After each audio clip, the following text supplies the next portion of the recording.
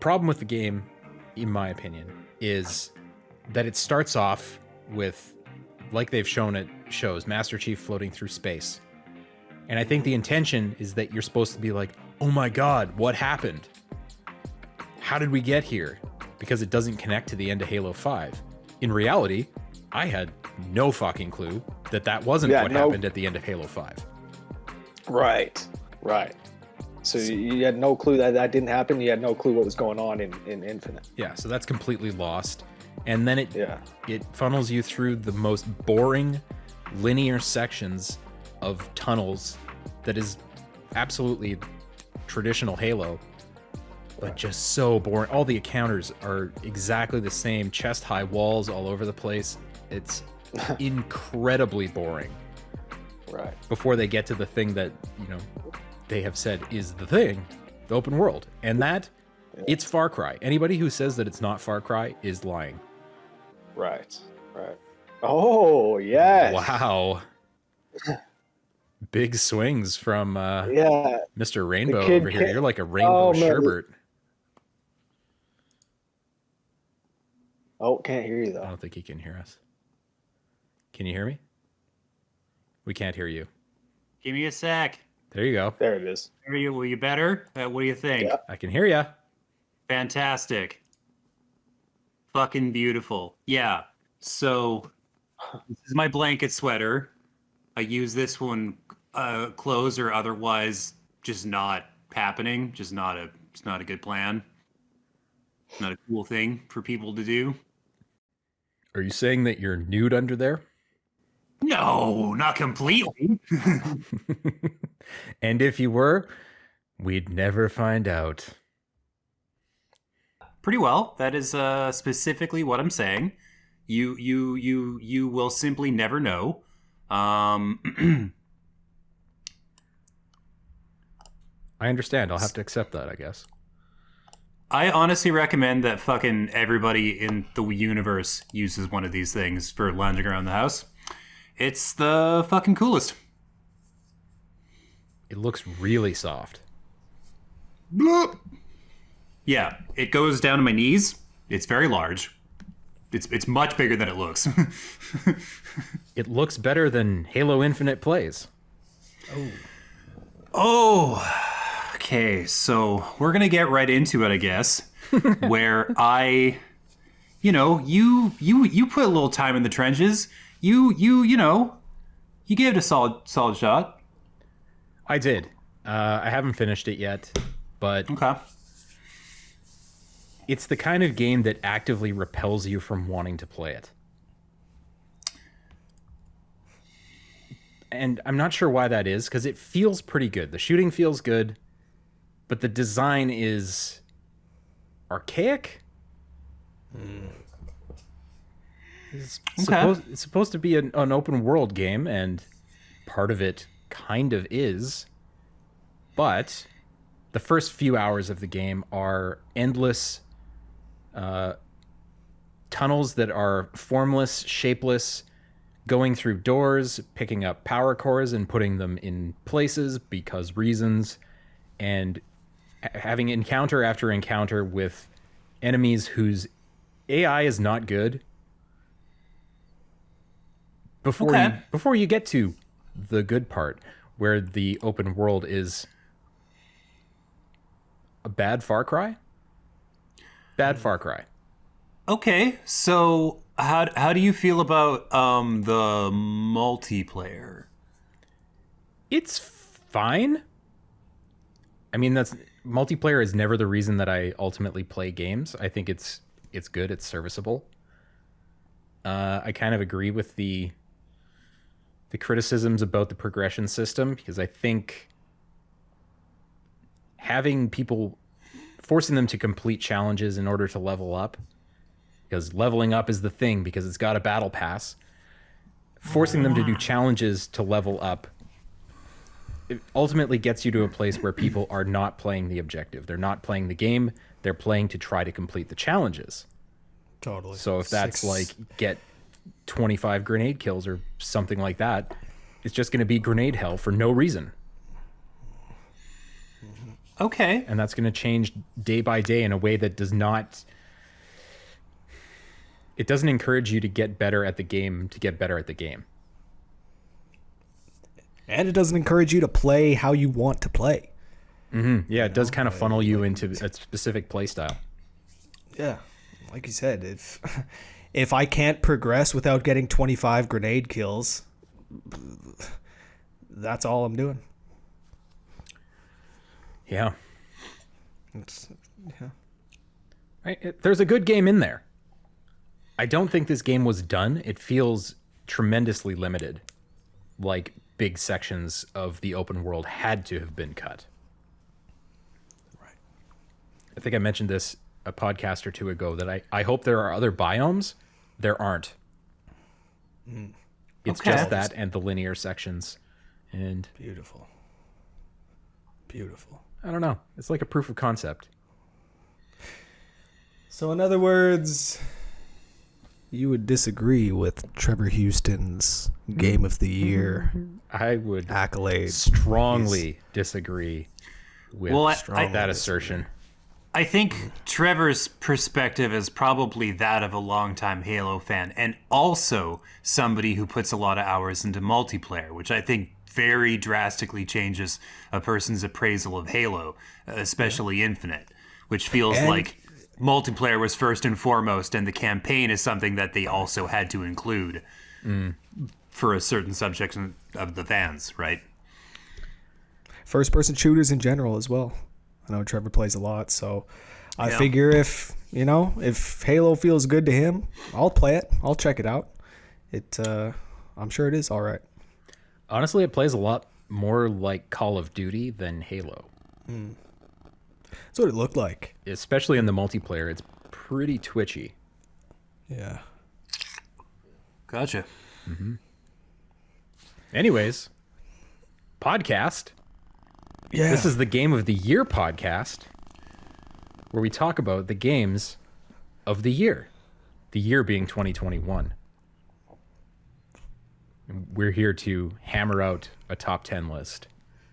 Come hell or high water. We'll be bloodied and beaten by the end, but we will know the 10 definitive, undisputed 10 best games of 2021. Sound good? I It mean, sounds good. yeah. Yeah, it sounds dandy. I love getting physical. Love when things get bloody. But let's just...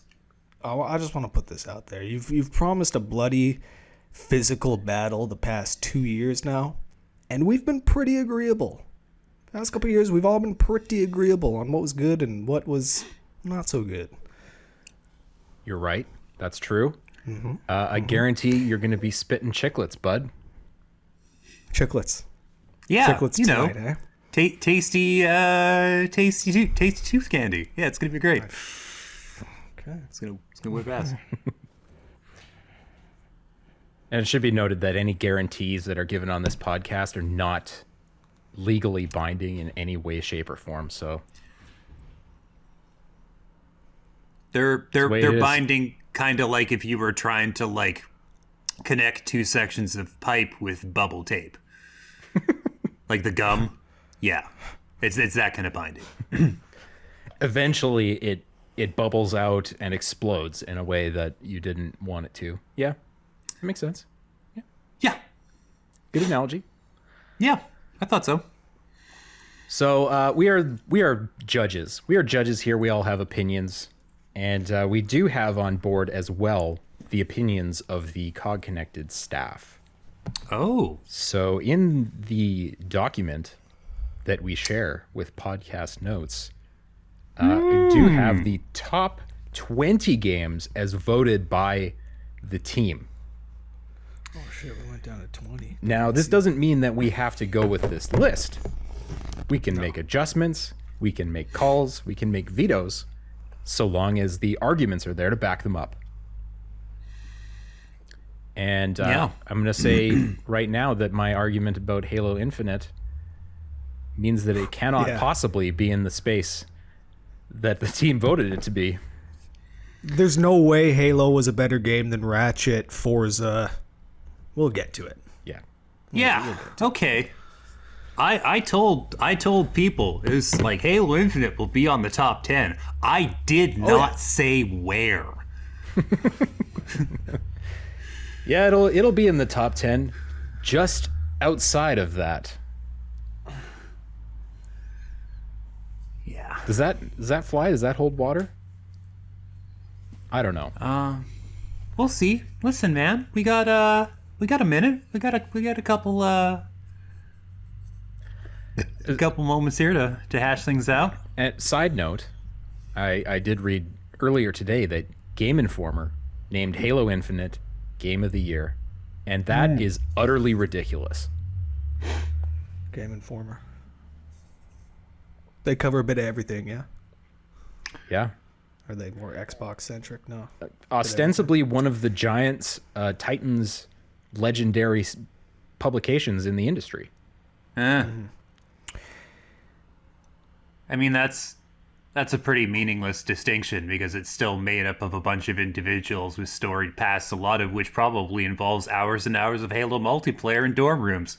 So, I mean, I have that history as well, though.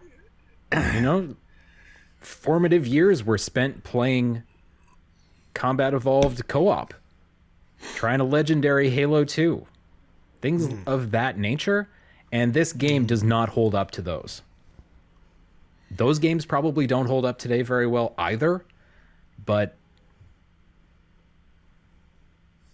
I don't know what to tell you. okay, They're better, all right. They're better games this year. Okay, so are we going to start from 10 and go to 1, or how are we doing this? Should we rip through the bottom 10 first, real quick? Of the team list? Yeah. Because I see some games in the bottom that probably deserve. Well, I don't know. Maybe Inscryption's the one that stands out. I know people were loving Inscryption, and I'm looking at that like. Inscryption has to be in the 10. Right? Everybody that I've heard talk about it says it's fucking amazing. The only reason it's not higher in the team list is because not as many members of the team have played it. Yeah, yeah. Everybody who picks up the game pretty well immediately realizes that it is, if not in the running for best indie game, then like making the list. You know what I mean? Mm-hmm. It was completely off my radar, and one of those games that I thought, there's no way it can be that good, right? It can't be as good as people say that it is, and it is.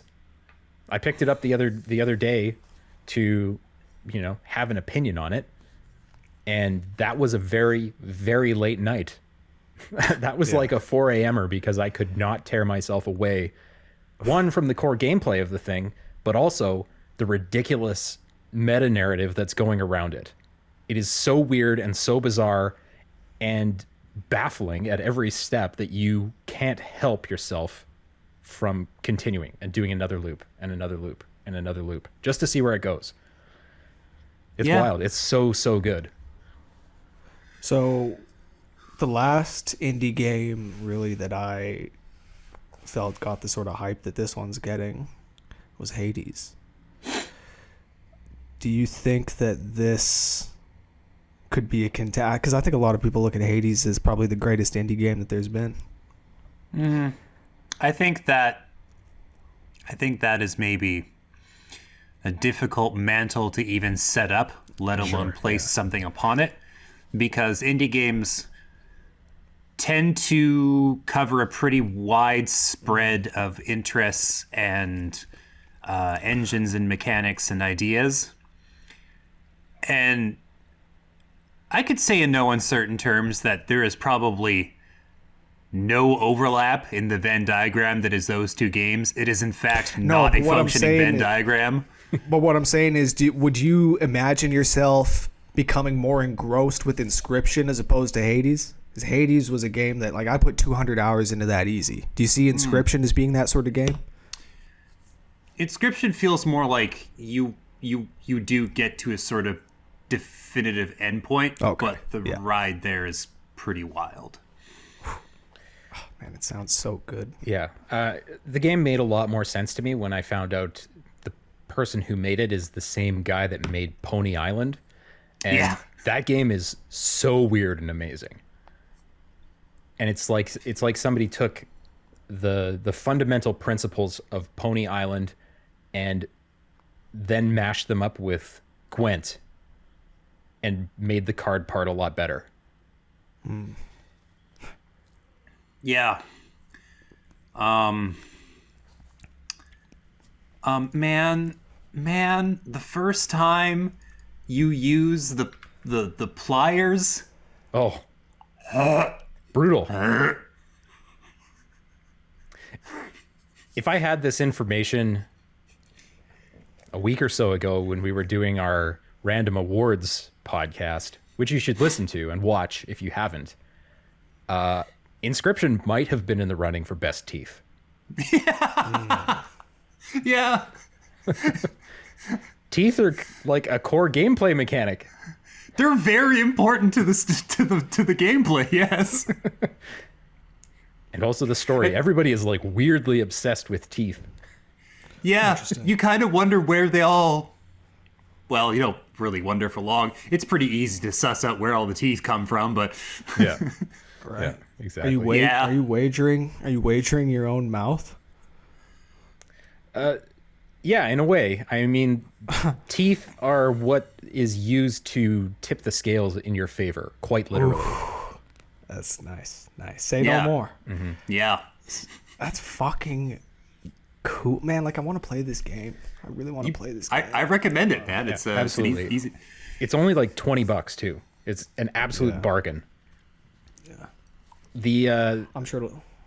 sorry, go ahead, Red. I was just going to say, I'm sure it'll come to Switch sooner or later. Yeah, I can see that happening. Yeah. Yeah. The design of it is pretty outstanding too. There's lots of...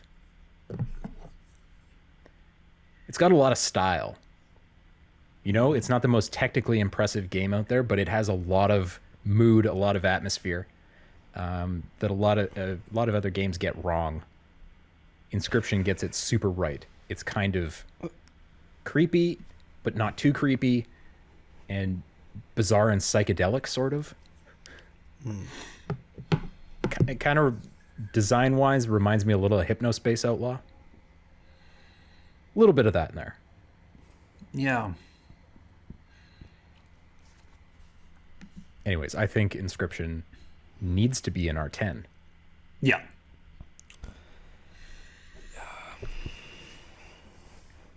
I don't know where. Somewhere. Yeah, it probably means my boy Yagami is going to get the boot.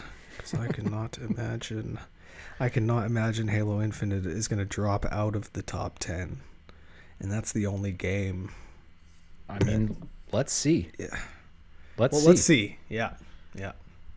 'Cause I also picked up Lost Judgment so that I could have an opinion on that, because I know you're a big fan, Rat. I'm glad you did. It's fun. Yeah. It's really fun. I think that, right, like, I think that if you're a fan of Hideo Kojima's style of writing and directing, I think that Lost Judgment or Judgment is right up your alley. It's like a very serious backdrop with hilarity painted throughout it. There are very few games that like genuinely make me laugh out loud, and both of these were ones that all throughout I was actually like I was surprised at how much I was enjoying the writing. I don't usually see that that sort of quality, especially from Japanese developers. Like the writing is so North American, it's crazy. Yeah, it's smart. And then the other thing is the city. The city is probably one of the most dense maps I've ever seen. It's not huge by any means, but like it's wild the level of detail that they put into each little, if you go into a convenience store, look at the rack of like chips and candy bars, and like all the little details that you'll see in there is impressive. I'm always a sucker for small details, the little things like that, Immediately when I fired up the game, I was like, this seems like one of those games where they have paid ridiculous attention to the models of food that are being used. And I was not disappointed. Exactly. Immediately. Exactly. Like, shit. Yeah. That looks delicious. Yeah. It's that sort of stuff that they pay attention to. It's very well crafted. And another thing is, I've always desperately wanted to be a fan of the Yakuza series, but something or other it just holds me back from really getting into it. Every game I've tried, the combat feels a little bit off. Maybe the characters I'm not quite as interested in, but Judgment is much, much more my speed. It's all the characters are really well developed. It's a long game. Like the first one took me, I think, 50 hours to beat. So you spend a lot of time with the characters, a lot of time getting to know them. They're really well developed, really well acted as well. Don't play it in English, play it in Japanese. But yeah, it's fantastic. I can't say enough good things about Lost Judgment. I know that this one's going to be my personal favorite this year. I know that it doesn't. Looking at this list of games, I know it doesn't deserve to be at number one, but I looking at my list, I enjoyed this more than any other this year. Yeah, I think the thing that I would ding Lost Judgment for a little bit is on the gameplay side of things. I think the combat's really good. It's super fun to just beat the shit out of a huge room of people. I think it's easily the best combat in Judgment or Yakuza. Easily. Mm-hmm. What I didn't love all the time is the kind of detective mode, scan the environment for a pipe, scan the environment for the next thing that you have to do, the next thing you have to push X in front of. And your hand is held right throughout. Yeah. Yeah, and the stealth and following sections, those are pretty those are pretty clunky. Yeah. But no, I couldn't agree more. I tolerated it because I wanted to see what was happening next. Right? Yeah, because it is such a fun world to be in, It's a fun world to explore, and it's one of those games where the side missions you can't miss them. You have to put the time into the side missions because they are fucking hilarious. I think part of what makes it so funny is the absurdity level is so high all the time. Mm-hmm. Mm-hmm. And more often than not, the characters seem oblivious to it. Totally. They're just straight facing their way through the most ridiculous scenario. Completely. Because at the end of the day, the biggest thing in their world is a violent murder that took place, or several violent murders that are taking place, Yeah. Yeah. Okay. Lost Judgment in the running for sure. The fact that it's your favorite thing of the year pulls some weight. It has to pull some weight, right? Truly, I think that it deserves to be in the top 10 at least. I'll agree with where you guys want to put it, but I do think it deserves to be in the top 10. Okay. What else stands out from kind of the bottom half of the team list for those who are listening and watching? That is games including Little Nightmares 2, Tales of Arise, Loop Hero, Shin Megami Tensei 5, Psychonauts 2, Far Cry 6, Kena Bridge of Spirits, Hitman 3, and Monster Hunter Rise. There's some pretty good games there. I like Loop Hero a lot, but I think I just had a big time loop year. I think that was just what happened. I don't know, man. Are you saying that we only have space for one loopy indie per year? I mean,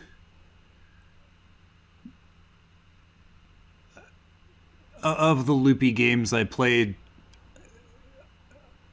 it doesn't really win out. Yeah, I sat in front of Loop Hero for a lot of hours, and I think Inscryption's a better game. Yeah.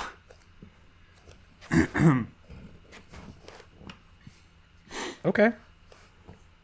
Let's put Loop Hero in the bottom half. Let's put it below 10. Yeah. What did it? It did what? 14. On the team list, 14. Team list 14. Yeah. Oh yeah, and then we got ours. Okay. So some other ones that I think at least deserve a crack at the top 10 would be Psychonauts, Hitman, and I know nothing about it, but people love Tales of Arise. Seems like it's far and away the best Tales game in forever. Okay, but unless I missed a Book of Revelations level shakeup, I'm pretty sure it's just more fucking Tales. Listeners, feel free to come at me with your fucking corrections, but my understanding is the strength of that series is the fact that they'd be Tales games. You don't. It's like when you crack open a fucking romance novel. You know, you kind of know what you're gonna get. I don't know, man. Anime RPG comfort food. Yeah, exactly. That's what I was. Okay, so yeah, because pardon my ignorance, I'd never heard of Tales of Arise. To me, inspires a lot of love, but with the understanding that what you were sinking your teeth into isn't necessarily top 10 material, but it you love it all the same. There's plenty of games I played this year. I didn't even put them on the fucking list, where it was just oh no, I put the work into that, but I wouldn't top 10 it. Disgaea 6. No, man. It's not good. It's deeply cursed, but I love it so much. I put hundreds of hours into it, but it's not top 10. It just bewitched you. Yeah, some games do that. Fucking Diablo. Oh yeah. Yeah, that's a dark hole to fall back into at any time.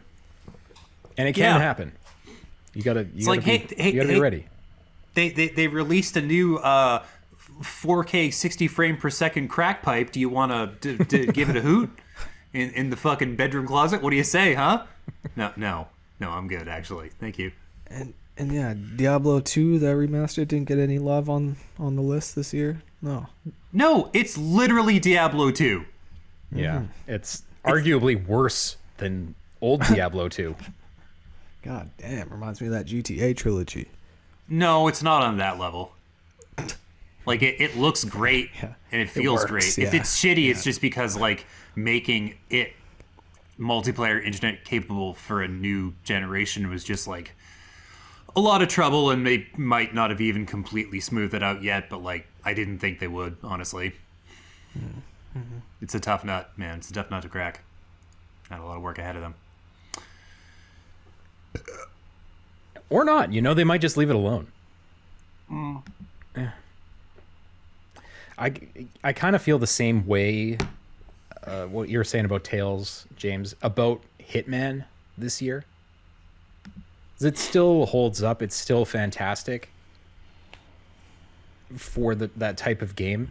But it is a little bit stale, despite, I think, some of the best levels they've ever made. Easily. It didn't hold my attention as much. I didn't feel compelled to go back for the elusive targets the way I did with Hitman 2, for example. So makes sense. Paul, were you a fan of Absolution? Never played it. Never played it, okay.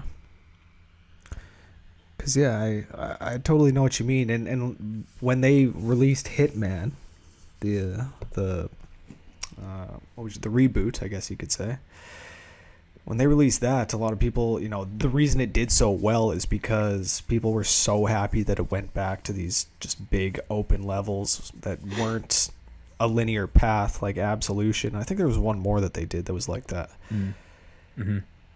But it's funny that you say that, because that's exactly what I felt about 3 as well, in that at this point it feels stale, and it's only been 3 games like this. It's only been a trilogy, but the third game, like, it just, man, I don't know, it didn't grab me. The honeymoon period had worn off by the time the third game came out, and the little improvements to the gameplay they made, it just, I don't think it was enough to grab people like it did the first 2. Which is too bad, because I think the narrative part of things evolved so much from the first one. The narrative is shockingly well developed in the third game. It just maybe didn't have the gameplay legs that it needed. Didn't have enough changes by the third iteration. Right. Yeah, it doesn't surprise me as hearing that, because was it the first game where they were still under Square Enix, IOI? Mm-hmm. When they got the rights to Hitman from Square Enix, the cutscenes that they had made for that original game, they had to basically scrap and put like comic book style scenes in. Oh. And that was one of the big complaints about those versions of those games, was losing those cutscenes. So I'm sure they wanted to nail, the direction for 3. Mm-hmm. But make no mistake, they are going to absolutely slay James Bond. Oh, I can't wait. Yeah, they're going to do some things with that. 100%. I really hope it's not like Hitman. I think we were saying this to each other when it was announced. Mm-hmm. I really hope that they don't just make, Hitman with a James Bond skin. I don't think they will. I don't know what a good James Bond game looks and feels like anymore. Mm-hmm. I think the last good one was The World's Not Enough, maybe. That was pretty good. Well, shit. If it looks... Well, no, it won't. But if it looks anything like that fucking Matrix Revolution tech demo... Holy shit. Fuck me. That shit is crazy. Anyone I know that has done that thing, but when you get to the open world part and you can just fly up in the sky... Yeah. You just sit there with your mouth gaping open, because I've never seen anything like it before. No. It's incredible. That when I played that tech demo, to me it made perfect sense, because Unreal Engine has always been this thing that's like so incredibly powerful every time they release a new one. And like, it bums me out because it doesn't seem like it's that easy to really push to the limits any given Unreal Engine. Because there's a lot of games that I'll see where it's like, oh, you made this in UE4. I can immediately tell, and not necessarily in a good way. But like when you get it just right, when you like really get in the zone, then it's basically indistinguishable from a movie scene. It's like the intro cutscenes to that thing where they were like shifting back and forth between like real and whatever they were just rendering with their machines. You're like, oh, I can't really tell what's what. This is crazy. This is wild. Mm-hmm. I think they recognize that, though, that, the ceiling is super high, but you have to have quite a bit of grunt to get to that floor where it starts to look unique from other Unreal Engine games. To the point that apparently they're releasing the entire source code for this Matrix thing, including all the assets, all the city mechanics, all the AI, all the driving mechanics, everything for free to anybody who's using UE5. So pretty much anybody who is picking up and using UE5 has a extremely solid baseline with which to work. Oh, man. Yeah, once I figured out that you could just hop in cars and drive around in that thing, I crashed a lot of cars, guys. I crashed a lot of cars. Like, how good is the damage? How good are the crash physics?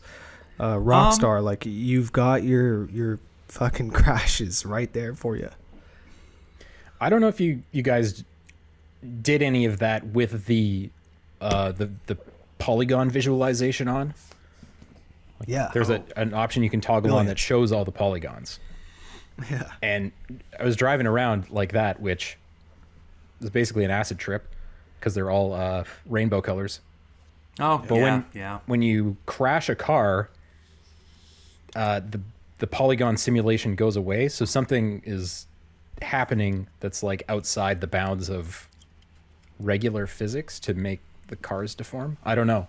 It's weird. Now, is that a good thing or a bad thing? I don't know.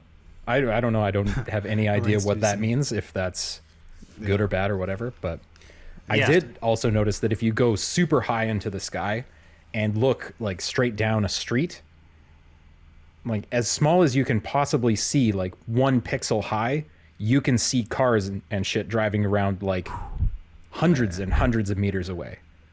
God, Like, I can't wait. Until There's no Spider-Man draw gets his distance tech. limit. There's no loading in of assets. It's all happening all the time. Insane. I loved how big the city feels as well. Mm-hmm. Like, compare it to Spider-Man. Just every building feels like a fraction of the size of the ones in the Matrix demo. It's crazy. Man, it's impressive. Matrix demo, Yeah. game of the year.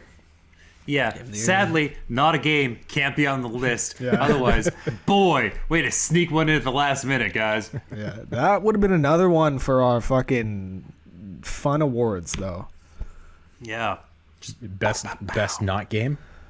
Yeah. Exactly. Yep. We'll add it to the list. Best not game of the year, The Matrix Awakens. Best not game. That Yeah, and the Radiohead experience. Oh yeah. Yeah, which is actually really cool too. But anyways, moving on. Yeah, moving on. I don't think Hitman's on the list. Okay. The other But I do think it does. I think it deserves to be up at 11. Yeah, I can see that. Yeah. Anyway, sorry. I was going to say the other one that's pretty tough to put on the list because it's pretty niche, and I don't know if any of us have played it. James, you might have, is Shin Megami Tensei. Nope. It looks cool. Yeah, I lost my I guess like my inner ear for SMT games. They're just they're so fucking brutal. Oh. And this one like made headlines in different sites as being like, this game is gonna kick the fuck out of you and take your lunch money. And I'm like, cool, never buying it. Like, Yeah. Persona 5 did this thing where when you turn the difficulty down, it somehow gets harder. Really? Yeah, that's a cool thing that happens with Persona 5. If you turn it down to very easy, it somehow gets much harder. Why is that? Because it just has to, it's important that it be hard, apparently. So, fuck me, I guess. Anyways, point is, never buying Shin Megami Tensei 5. Sure, it's amazing. We'll never find out. We'll literally never find out. Yeah, this is another one I've never heard of this series. What the hell? What are you doing here? Do you know the Persona games? I know the name. I've never played Yeah. one. Okay, well, this is basically the same shit. It's the same development team. It's the same company. Okay. And it's basically very similar mechanically, too. Persona games and Shin Megami Tensei games are kind of they all fall under the SMT umbrella. Okay.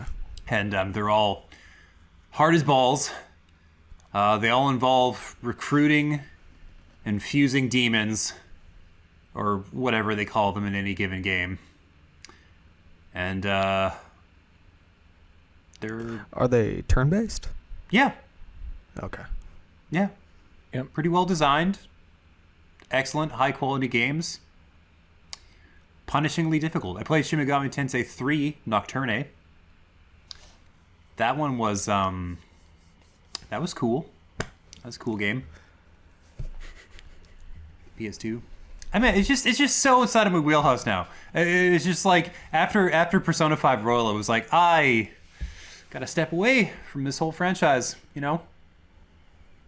Yeah.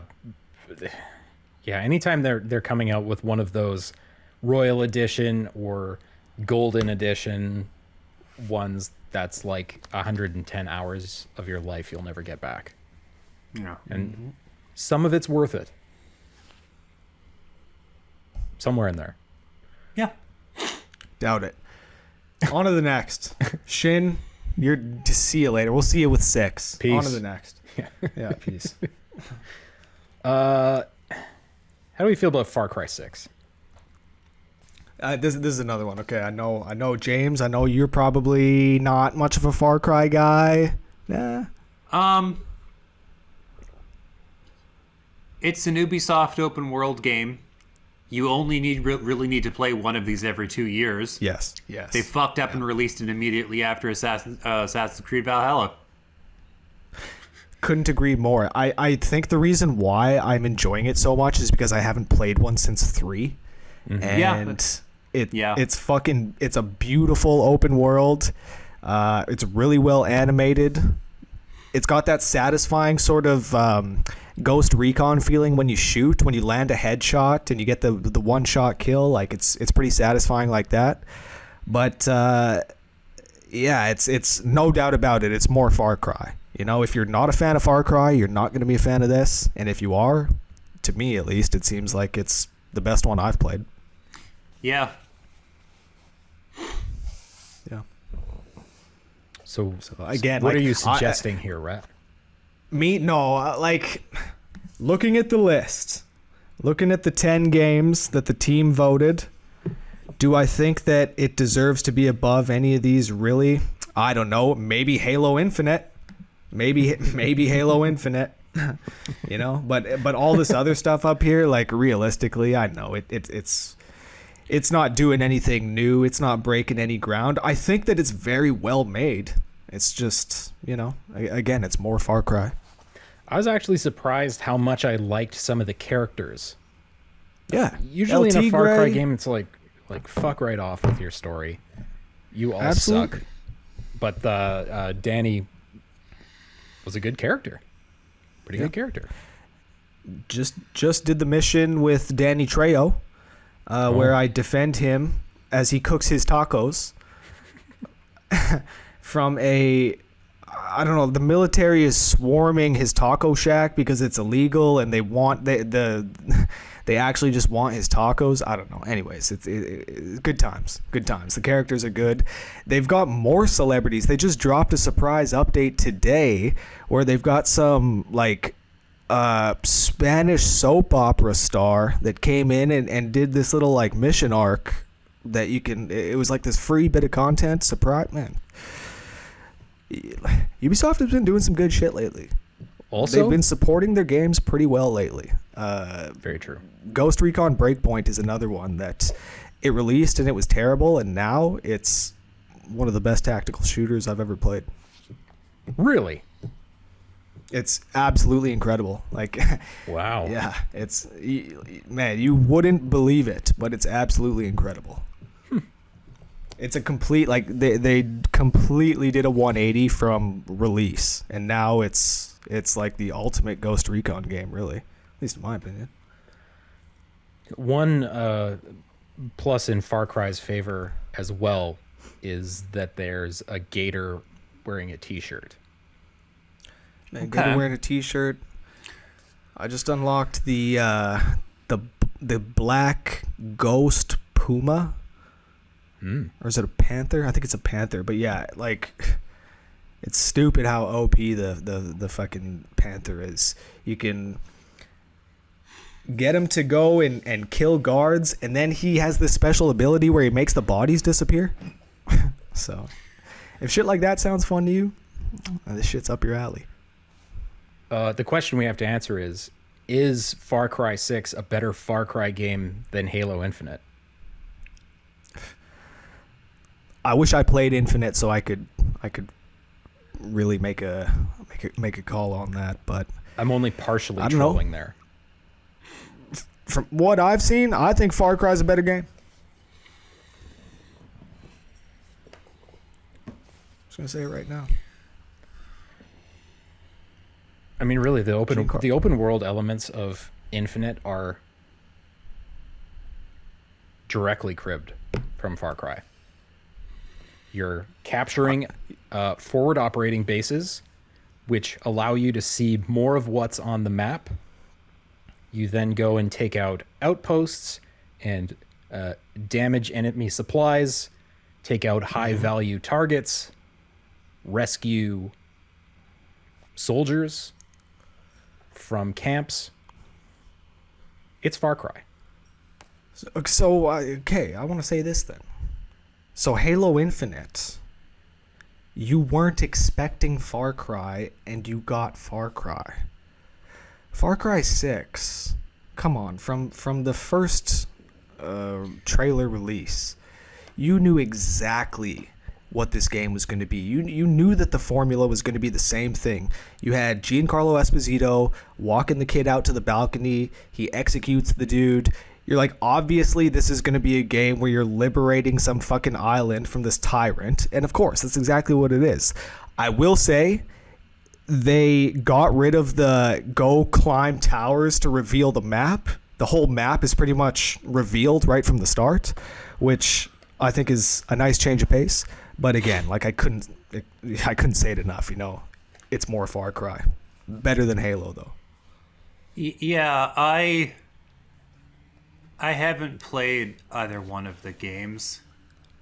I know in my heart that isn't true. I know in the deep recesses of my withered, blackened little heart that there is no fucking universe where Halo somehow sits on a list below Far Cry 6. They would have to have released the version we saw in the 2020 trailer in order for that to be the case. Stinger. Which they didn't do, so I can't agree with this. Does this include the multiplayer? Yes, that's an incredibly important part of Halo. Right. Of course it includes the multiplayer. Well, it was 2 separate releases. It's in the same app. Yeah, okay. Man. Fair. Yep, fair. I think there are at least 10 better and more interesting games to put on this list than either of those two things. Then both of them. Yeah, totally. Yeah, totally. That's, you know, if it comes down to that, sure. But I can't abide Far Cry getting above Halo. I just can't. Yeah, and don't get me. I'm not gonna fucking die on the cross for this one. If Far Cry needs to be at 12 and Halo needs to be at 11, do it. So because you know what? Do either of those push Hitman down though?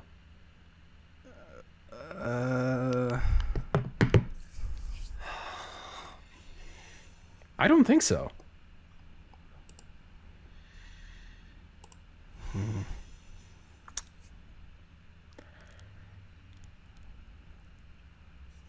Okay. What else? Let me quickly count down what the team thought the 10 best of the year are. Okay.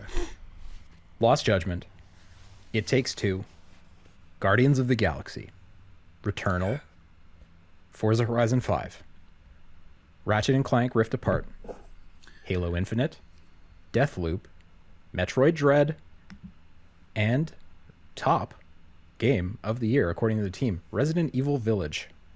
Yeah, baby. I love it. I think what we should do is start doing some hot swaps for the things that we simply can't sit with when it comes to this top 10 list, and then we can hash out the bottom 10. I don't give a shit. I don't give a shit about the bottom 10, Paul. I'm going to be honest. No, yeah, fair. Oh, no. If Halo was 11 or 105, I don't care. You know, the only reason we've got like 11, 12, 13, 14 on the list is in case later on we decide something needs to be swapped here. Like, Yeah. that's the only reason Yeah. those are there. That's totally fair. It's totally fair. Fair, but also there were a lot of good games this year.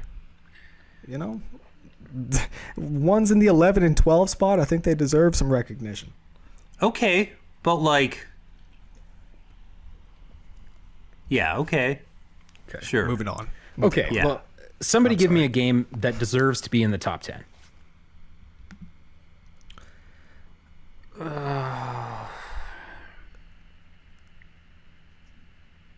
Guardians of the Galaxy. Hell yeah.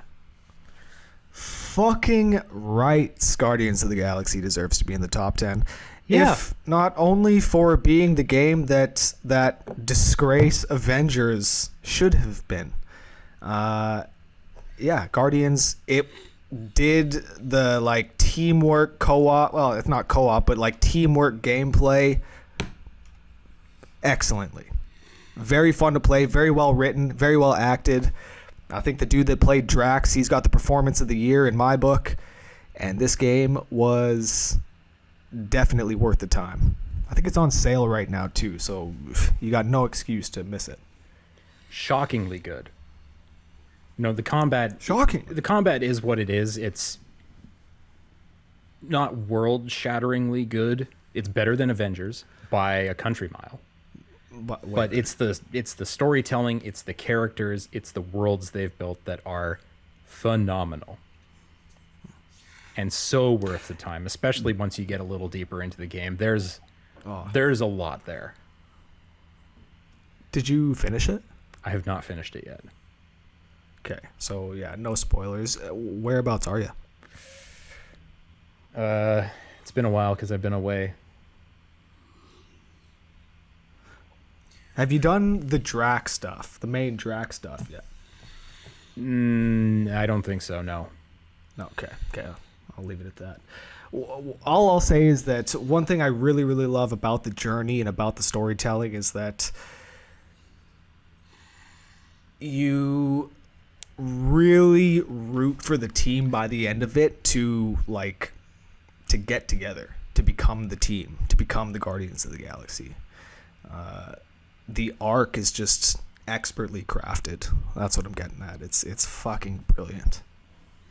I remember us having conversations maybe a little after E3 where we were saying, how did they take that IDOS team off of Deus Ex for an Avengers spin-off game? And I don't know, narratively, I think this is better than any of the Deus Ex stuff they've done. Yep. Like, by a lot. It's really, really well done. And one of the most cinematic gaming experiences I've had in a long time. You know, some of the choices that you're making, they feel organic in the moment. You feel like you're involved, but not, to the point of it being like a Fallout game or something. Mm-hmm. You're definitely a passenger to the ride, but you feel very involved. I think it's in. I think it's in for sure. In regards to the combat, Peter Quill is very, very well animated. Like you said, it's not breaking worlds, but it's much more than serviceable. It's a lot of fun. The first time that the team huddled up mid-battle to, get back on their feet and get back into it. Oh, man. You get back into I it. was so hyped. Like, how can you not be? You get back into it and you got Blue Oyster Cult. Yes. Don't fear the Reaper blasting. Yeah, you got Rick Astley. Yeah, every Never time gonna you give come you out up of a blasting. huddle, some 80s track starts blasting, and it makes no sense in the context of what's going on, and it's literally perfect. It's perfect. Like I was telling Paul during the final boss battle, I did my huddle and Rick Astley, Never Gonna Give You Up. It just could not be more perfect. Like, yeah, So good. Even now, when after people have recognized that it's pretty goddamn good, I think it's still underrated. Yeah. Yeah. Came out of nowhere. I could see that being somewhere in like the midsection of that top 10. Midsection. I think we both had it at 7 personally, and I feel like that's kind of fair. Let's put it there and see what happens. Let's see what Sure. happens. Well, I propose that Ratchet and Clank is on the list. Yes. Jesus, yes. Absolutely. You kidding me? I think it's got to be pretty high on the list. Yeah, pretty reasonably high. I don't know where exactly. But it's like this the I don't know, it's one of those things where I thought the story was cool. It's all right. You know, it was fine. It was serviceable. It did the job. The gameplay is perfectly, incredibly fluid, where you're just like rocking and rolling from beat to beat and just sort of humming along and making it happen. And the fucking animation is perfect. Just fucking Disney Pixar looking ass game. Just out there blowing minds, you know. And I mean, people are like, well, it's just more Ratchet and Clank. Like, yeah, but like, it's one of those things you forget about until you pick them up again. It's a really good series. Mm-hmm. And with a lot of smart modifications made to the gameplay. Like, yeah. One of the things that stood out to me after I noticed it was happening, before I had no idea this was happening.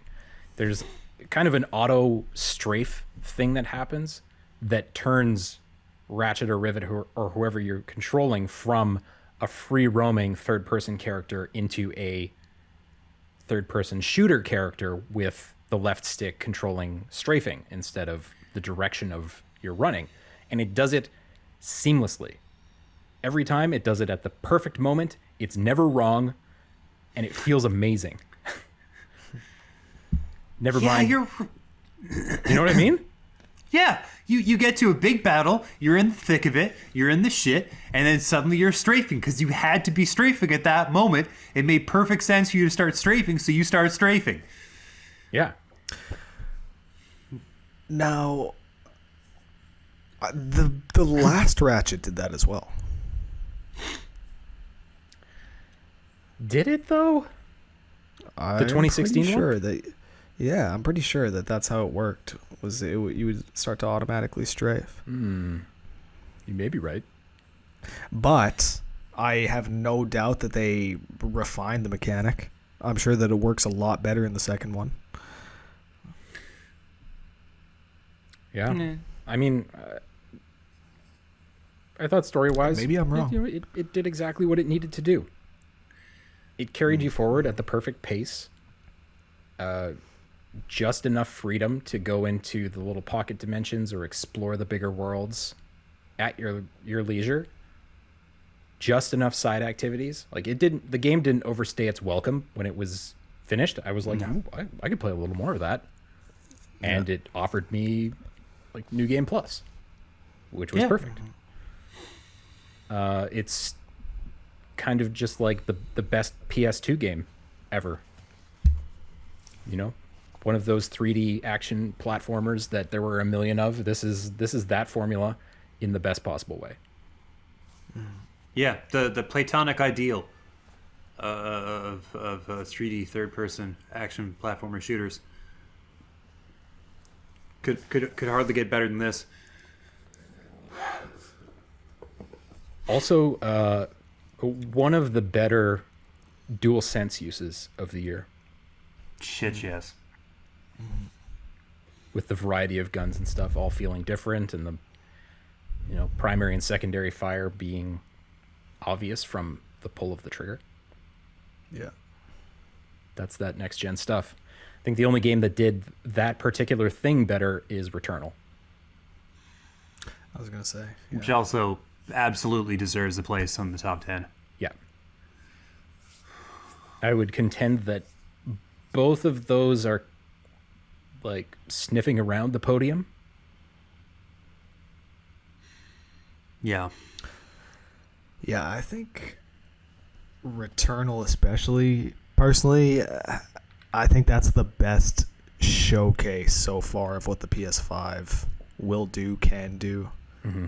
Ratchet was cool, but I don't know, Returnal, I've been playing it the past couple weeks. It just feels next gen. Mm-hmm. You know, it's weird. Like, not that Ratchet doesn't, but Returnal just like, it's got this kind of special feeling to it, you know?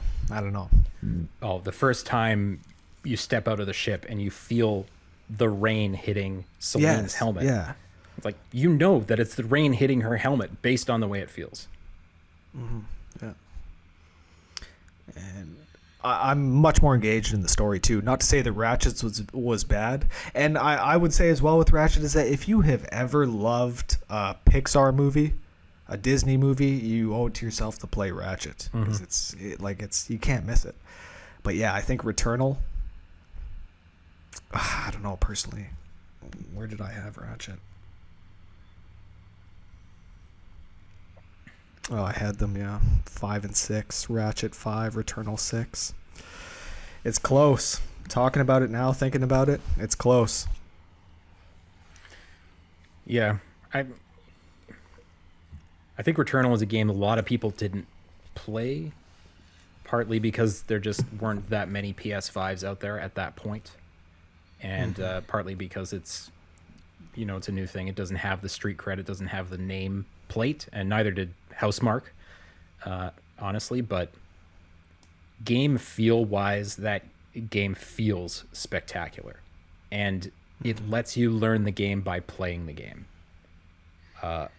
What separates it from different or other roguelites for me is it, once you've completed an area or you've completed a biome, it lets you streamline your way through that biome. So if you die after completing the second biome, there's kind of a critical path you can take to get back there while powering up along the way and getting some new weapons and stuff.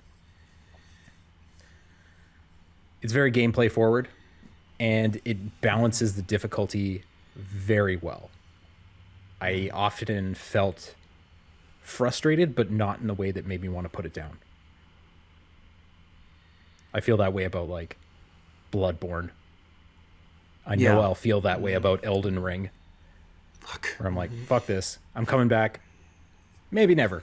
I don't know. Returnal is very much a one more run kind of game. And the fact that they added a suspend run mode definitely helps. Yeah.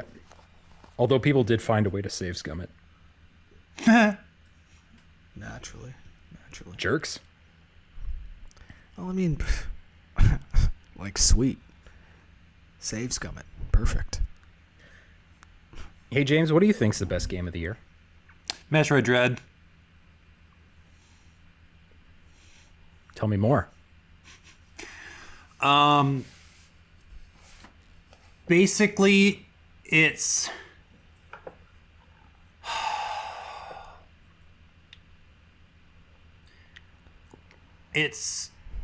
got that feeling like some of those really tough games, especially the bosses, where you feel like it's impossible. Like, it's just like, oh my god, how could a person possibly do this? And then you, like, see the matrix. You, like, see the code. And you're like, oh, fuck, I understand now. It all makes sense. It all sort of lays down in front of you. So that once you, like, master the strategy, it goes from, like, a boss being, like, fucking impossible to, like, it's like, oh, no, obviously, of course. You just do this and this and this. You just do this and it's perfect. And you just, like... And it's just something so... essential and pure and perfect about the way they've done the level design. Also, the level design is fucking brilliant because you are very subtly, gently, cleverly being guided along by the map and by the layout and by the design. Previous Metroid games were very they allowed you to they let you get very lost if you weren't paying attention. Whereas like this game will like just kind of like point you in a direction, sort of like it'll spit you out at a place after you've completed a challenge, and I'm like, you should probably follow this path. You don't have to. You probably should. And then there's a couple of times you're like, oh no, I'm going to look around and explore. And then you get fucked over and you get lost. And you find out that if you just sort of like follow the like very subtle, very well placed sort of like guideposts and markers laid out by the game, that you can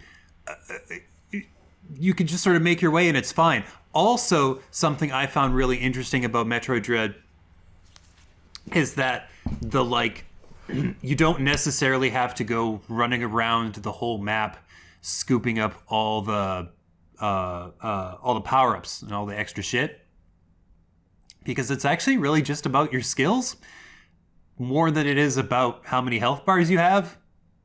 It makes a small difference, but not like a major one.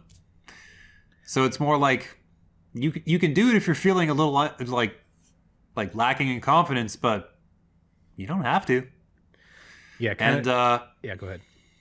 I was just gonna say, like, and also the very act of just moving around, just going from place to place, just doing your jumps, just navigating the map feels really fucking good. Fantastic attention to detail. Yes. It's still a Switch game, so it has some rough edges where it doesn't run perfectly, especially near the end of the game when there's a lot of the little spore enemies flying around. The frame rate can get a bit choppy and things like that, but animation wise, Samus is so slick and so smooth, and exactly what you're saying, James. It is about your skills. You can have a million energy tanks, and the big bads, they'll still wipe you out in like 3 hits, pretty much regardless of what you do. So it is about your skills, and you inevitably get to a point in every battle where you're like, oh shit, I've been forgetting about the dash this entire time. And then you suddenly remember to dash, and you're in the Matrix, and you feel like such a badass. Yeah, it's interesting because it's one of those things. It's one of those games where if you watch somebody else do it, you're not like, it's not like an FAQ where you're like, oh, you just go here to do this. It's more like you see that it's possible, so you're like, oh, okay, now I kind of believe in myself and believe that I can do it, and then you sort of you go ahead and you finish the impossible task, which I found really interesting. Because I had to look up a couple of bosses because it was like, I don't know the way forward. And I just watched somebody beat it and I'm like, oh, it can be done. Okay, we're going back. Yeah, a lot of it is your ability to control your own self and transition. Yeah. Because there's a lot of control mechanisms, and there's a lot of holding triggers. There's a lot of precision that needs to be happening from your fingers in order to get Samus to do the right things. And honestly, I think even if you're not the most dexterous person, you will get there with this game. It teaches you in such a way that you feel powerful enough that, like you're saying, you're empowered to do more and go further. Great game. Yeah, and it doesn't... You never feel overpowered. Like a lot of games like this, you accumulate enough like armor and weapons and abilities, and you're just like, ha ha ha, I can just like blast me through this, it's fine. You're never 100% there with Metroid Dread, because there will always be enemies who could just absolutely clean your clock. And you can't let up, you can't relax, because they're out there.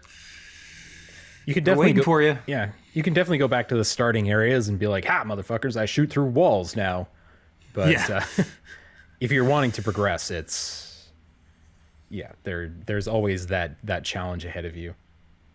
The one criticism I would levy against Metroid is a little bit of the pacing. some of the, what are they called? Emmys? Yeah. Yeah, some of the Emmy sections, some of them felt good. Some of them felt like they were encouraging me to play in a flagrant way and in a carefree manner because of that instant death kind of reset mechanic versus trying to do the thing that the game wanted you to do, wanting you to use the stealth and wanting you to use the grapple beam instead of just like speed boosting and screw attacking through everything. It's interesting because it's sort of against the design of Metroid Dread, but it's extremely in line with the design of Metroid. Yeah. Where like speed running and just like using all the tricks at your disposal and just like powering your ass through the toughest sections. That's like pure concentrated Metroid right there. And the fact that you can do that in those like stealth insta-kill sections is really a testament to the design of the game overall. I don't know, I like that. Yeah, no, I see what you're saying. I think more than wanting to do that, it's that some of those sections take away from the flow a little bit. They do. But I also see the need for those sections because it can't be 110% adrenaline the entire way, or even though it's so good, you'd get bored if it was the exact same the whole time. Yeah. But I also have Metroid Dread as my favorite game of the year.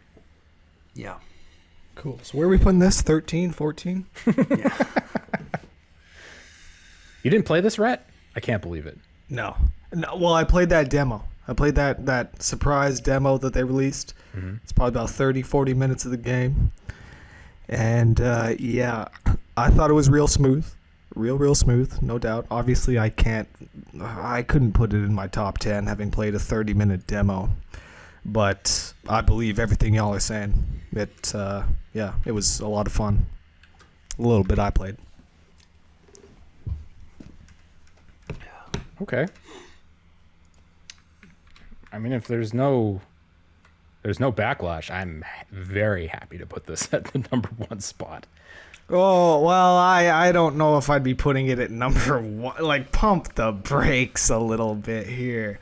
Yeah, I was going to say, you're making this way too easy, man. Well, I mean, come on, number 1. Like, if you want to put it on the podium, fair. You both had it in your top 3. Top 1. We both had it in That's our top bullshit. 1. That's bullshit, though, because... Okay, whatever. I don't even have it on my list, so... Team has it at number 2, by the way. Yeah, and there it is. There it is. So the other... Yeah. It was unanimously voted on Resident Evil 8, and I couldn't agree more. I mean, make your case. Just saying it's the best game of the year, that doesn't exactly hold water in this this court of arguments. Well, we're not there yet. Where are we at here? We're at. We're jumping around. We're there. I see you've plugged Metroid Dread into number 1. What do you mean? We didn't even name number 8. I mean, I put it there temporarily. We're just discussing right now. I didn't even realize we agreed that Returnal was better than Ratchet. You're the one who made the case for Returnal being better than Ratchet. I don't want to hear none of this. Oh, I didn't know we were doing that. Stop these fucking drinks then, man. I'm sorry. Here, I'll shut up. Just put Metroid 1. I'll shut up. Oh my God, Red! Come on. What's your case? What's your case for Resident Evil Village? No, let's. I honestly, I feel like it is probably just another personal favorite, I really, really enjoyed the game. I love Resident Evil, but I could see why people may not like it. Especially, I could see why fans of, like, Resident Evil 4 might not like it, or even the originals. Yeah, I don't know. But it's, like, for what they were going for, it is, I think, masterfully crafted. The storytelling is great. It's if not the most beautiful game I've ever seen, top 5. Yeah, it's I don't know. I think that it's the best Resident Evil game that there's been. I would agree with that. You know, like going back, looking at it, playing it, I think that it perfected everything that they were trying to do with 7. 7, they like laid some great groundwork, but I think that they missed the mark on a lot of the stuff. But 8, they perfected the formula with it. At very least, the best 10-foot tall sexy vampire of all time. Yeah, she's hot too. She's hot too, you know. Yeah, I ain't mad at People that. are thirsty for Lady Dimitrescu. For sure, for sure. Still, I don't even realize there's those 3 chicks that are made out of bugs that are floating around too. Hey, don't sell them short. Don't sell them short. Bug babes. Bug babes. 2022, you're the bug babe. Yes. All right. I mean, Resident Evil Village is excellent. I think it's the exact right level of scary. It keeps you on the edge of your seat. It keeps you tense for a good portion of that. I think building on some of this monster is chasing me stuff from other games in a really great way. And Rhett and I were talking about this before the podcast, but I think the only bad thing I would say about this game is I think they got the order in which you encounter the big bads wrong. Because you encounter the lady first. And I think the lady should be last. So it's a pretty cool, badass boss fight that I was not expecting. Classic Paul, you know, ladies last. Paul Sullivan. You know what that's what I've always said. Leave There the it lifeboats for the men, honestly. Yes. Yes. Now we're talking. I mean, it's an amazing game. Yeah. Where do you think it deserves to be, Rhett? Where did I have it on mine? I had it at number 3. Look at this guy And- saying he's making his big case, and he doesn't even have the game at the top of his list. No, not at all. I was just simply defending our team, our brilliant and beloved team. For all of you that are listening to the show right now, James and Paul, they don't share the sort of respect that I have for you, that I have for your decisions. And I want you to know that I am there for you. And if you ever need anything, come to me, because obviously James and Paul, they don't, you know, they're not in your corner the way I am in your corner. So that's all. That's where this was coming from. That's the place that this was coming from. You know, yeah, I might not think Resident Evil is the best game I played this year, but I think you're the best team I've worked with. You know, I think that I would go to the ends of the earth for you. You know. Brett, this is getting to a weird place, and I need you to just yank on the old brake lever. Just give it a tug, you know, before you go someplace really weird. Can we do that? I mean, maybe don't give it a tug. Mm-hmm. You know. Pump the brakes then. Yeah. Pump the brakes. Yeah, there you we go. What I will say is the reason Resident Evil Village is at the top of the team list is not because of its number 1 first place votes. It was just on everyone's list. It's got 2 first place votes and a whole lot of 4s, 5s, 7s, etc.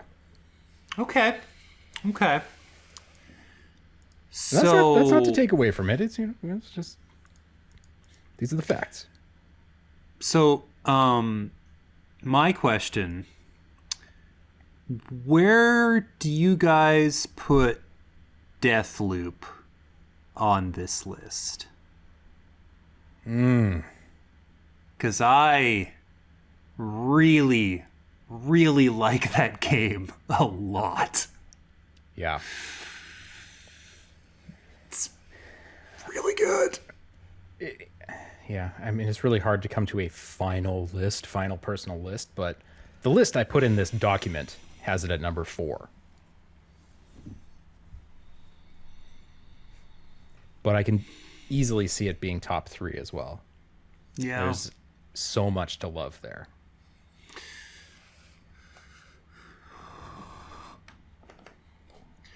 I just, like, mechanically, I don't think I've played something quite like it in my life. You know? Like, we've been talking about, oh, do you time loops, you got a roguelite loop, you know, all that shit. No. This is a fucking Groundhog's Day style time loop. This is where you're this is time travel. This is time travel, the video game. And oh fuck, man, it just feels so nice. And let's not forget about the performances and the writing. The overall narrative in this game is really, really well done. The guy who plays Colt, Jason Kelly, top-notch job. Yeah. So it had me laughing out loud within the first, 15 or 20 minutes. So good. Yeah, he's amazing. And the villains are amazing, and the little banter you hear from people as you're listening into their conversations before you explode their skulls. Great stuff. And everybody behaves like they will never die, which I really appreciate. Yeah. See people like taking turns jumping off of fucking cliffs. Also, how about the kick move? Oh, the kick button. Oh, reliable. Just booting fools off of anything. Yeah, and they just you can survive some fall damage. They apparently cannot. they have very fragile bones, it turns out, which I'm all for. Also, here's the thing. The thing I really like about one of the many things I really like about Deathloop is that the big bad guys, they're just dudes. Just guys and gals. Just they got nice weapons and some powers, but it doesn't take a lot of high-powered rounds to center a mass before they're all before they're all over the map, you know? And it really felt like a level kind of like a really interesting way to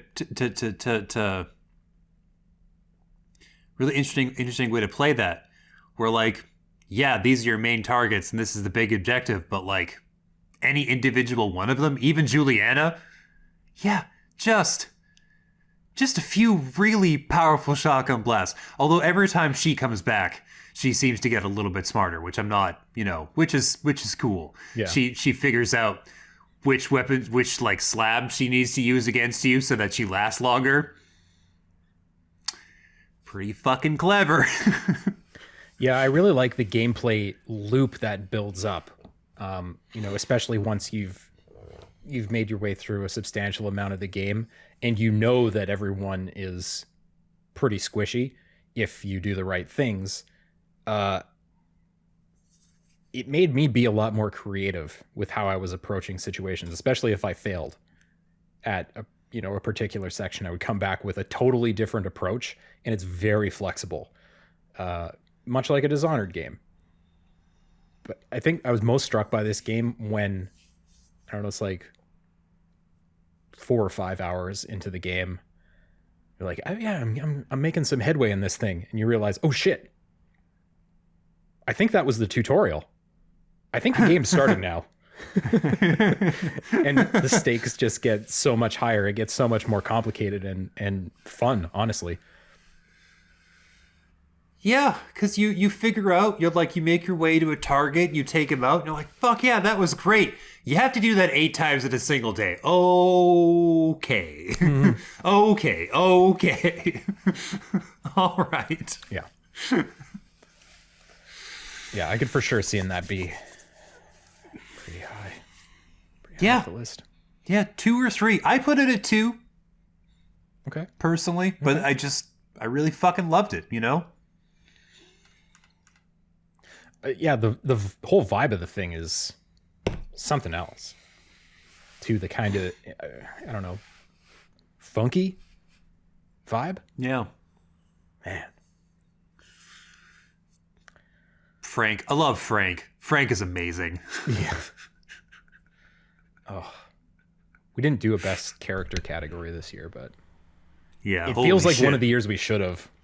Yeah. Frank absolutely deserves to be in the conversation. Okay. According to the list we have now, we have 3 more spaces with which to place video games. Okay. All right, let's take a gander at the old vision board. Shit, man. Forza Horizon 5's got to be somewhere. That's like, honestly, between that and like the second Hellblade, kind of a couple of good reasons to maybe get an Xbox at some point, you know? Yeah, for sure. I've been an Xbox holdout for a long time, and now it's like I physically don't know if I have room in my entertainment setup for the fucking thing. But man, boy oh boy. Yeah. Forza's really good. Yeah. You know, not blowing me away by doing things differently, but just by being more perfecter than last time.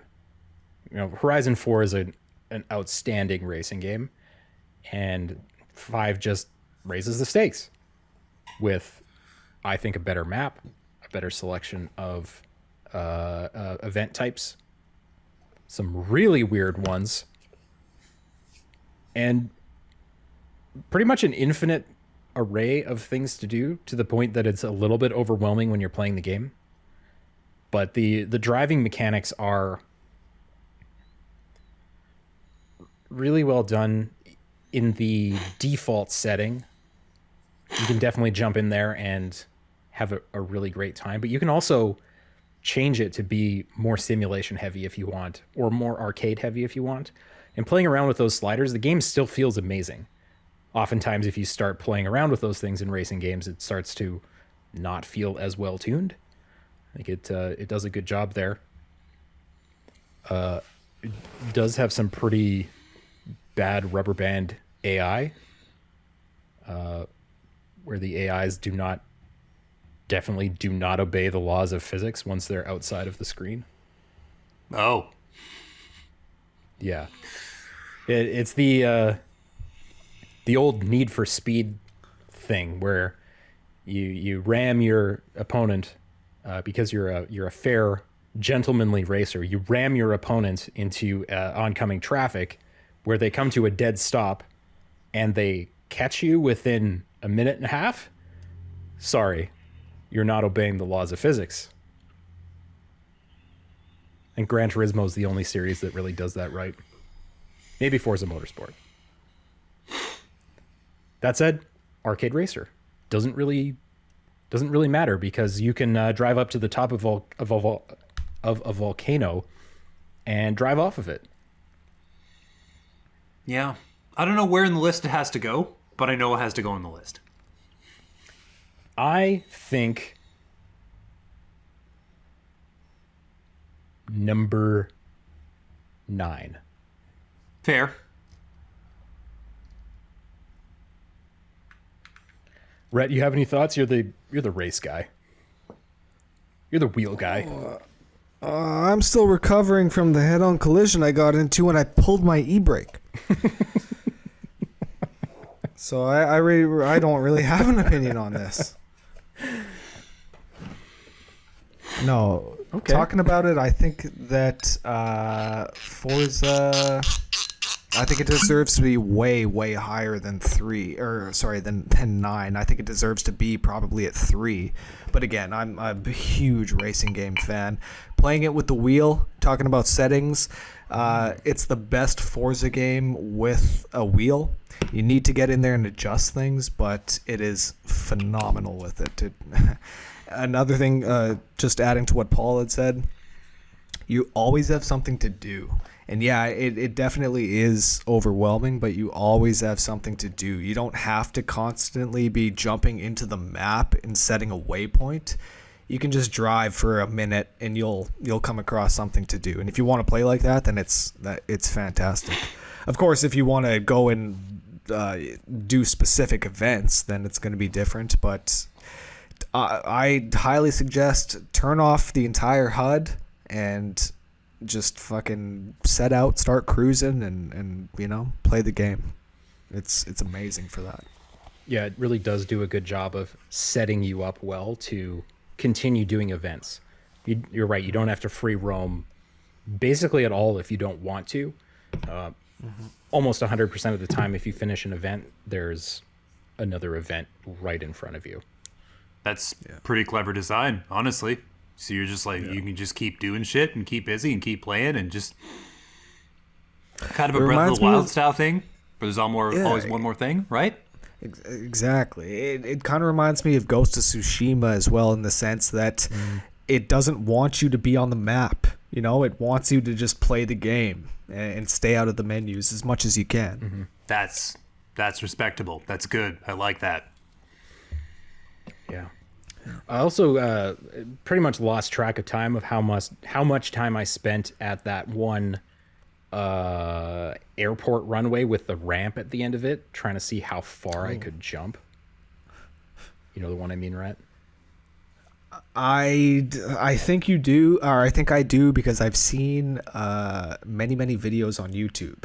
It's got to be like the most popular jump that's on YouTube right now. You can soar. I think my longest jump is like 800 meters. That's crazy. Yeah, it's silly. It's a very silly game.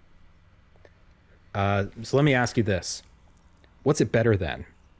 What does it deserve to be above? Based off of the team list? Based off of or our list right now? Yeah, the list is underneath. The current list. Okay. Subject to change. I think. Okay, so the other thing with Forza though is, and I don't know if you guys would consider this as far as the game's ranking, but I think that this game is the most important game for Microsoft and for Xbox in the past 5 or 6 years at least. Maybe in the past 10 years, since the Xbox One launched. Because when the One came out, there were a lot of people that were unhappy, and even throughout its entire generation, like people thought that Microsoft was dead in the water with the Xbox after that generation. And the Series X and the Series S come out, and over the past year, it's been the joke of this podcast.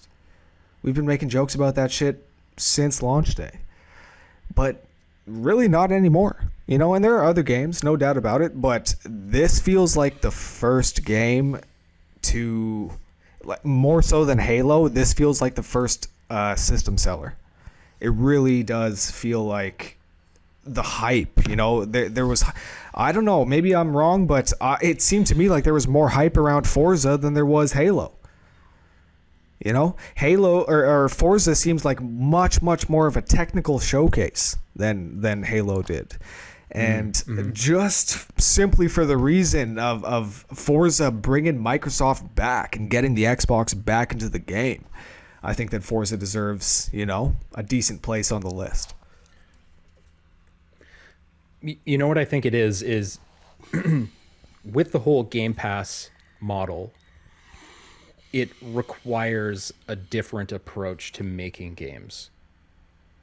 Microsoft with Game Pass, if that's the thing, they want everybody to be on Game Pass, not buying a game, they need to change how they're designing games. Things need to be easy to jump into, and they need to hook you quick. Because you're on Game Pass. If you jump into a game for 20 minutes and you're not hooked, there's something else to play. So things need to be much stickier, much faster, and I think Horizon 5 is the first time they've got that balance right, where it's immediately fun, you're having a good time. That the whole intro sequence with the variety of different cars, the variety of different environments, So good. It really wets your whistle for this is what this game is, and I want to see what I can find. It's much stickier than something like Halo, in my opinion. Also, it looks phenomenal. It's the and maybe Flight Simulator, but it's up there with the best looking things that are on the Series X. Ever. Man, if somebody was to tell me that that's the best looking game they've ever seen, I wouldn't argue. Mm-hmm. Definitely looks better than Halo. Oh, yeah.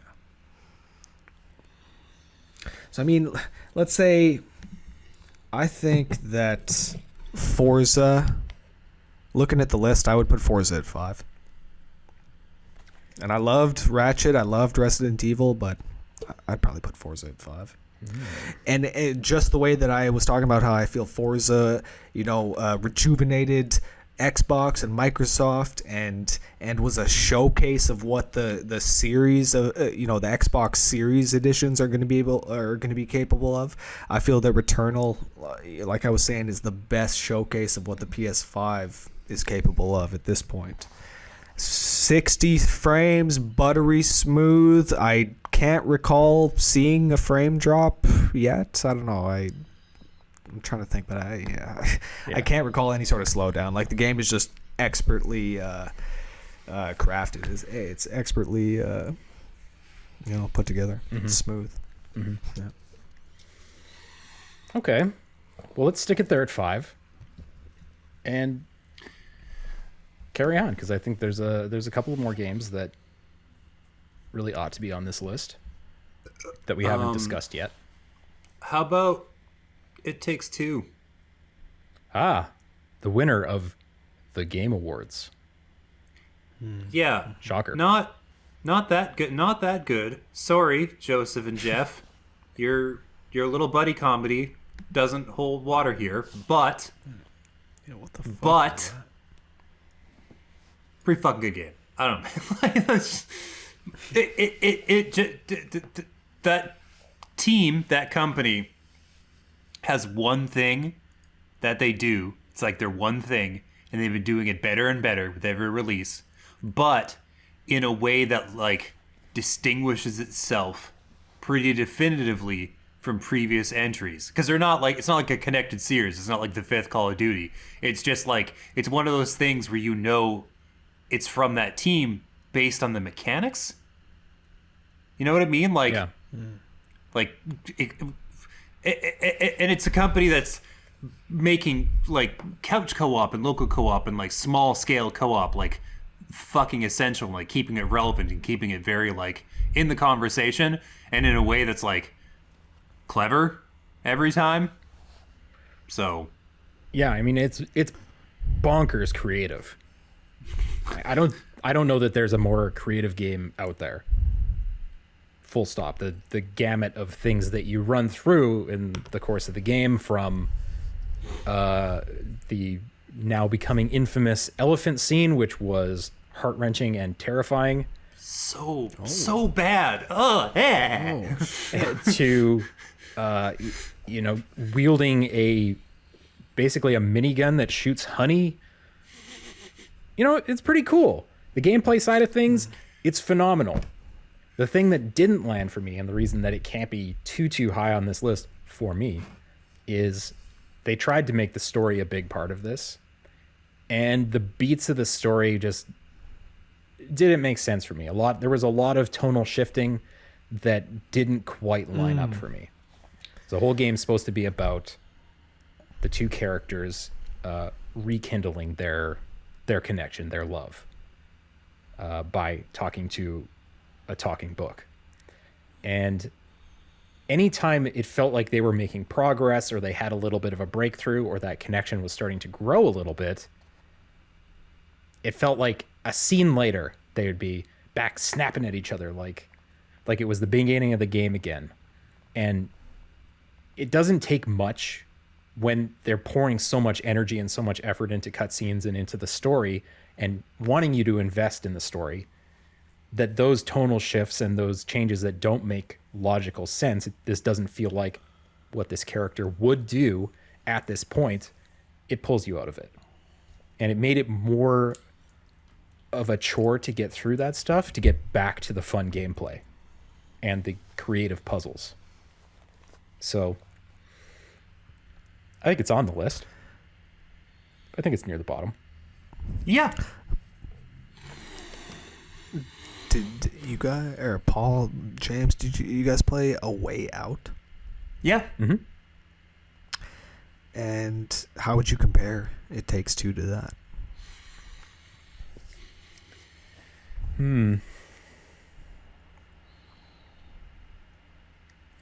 I think There's more. Go ahead.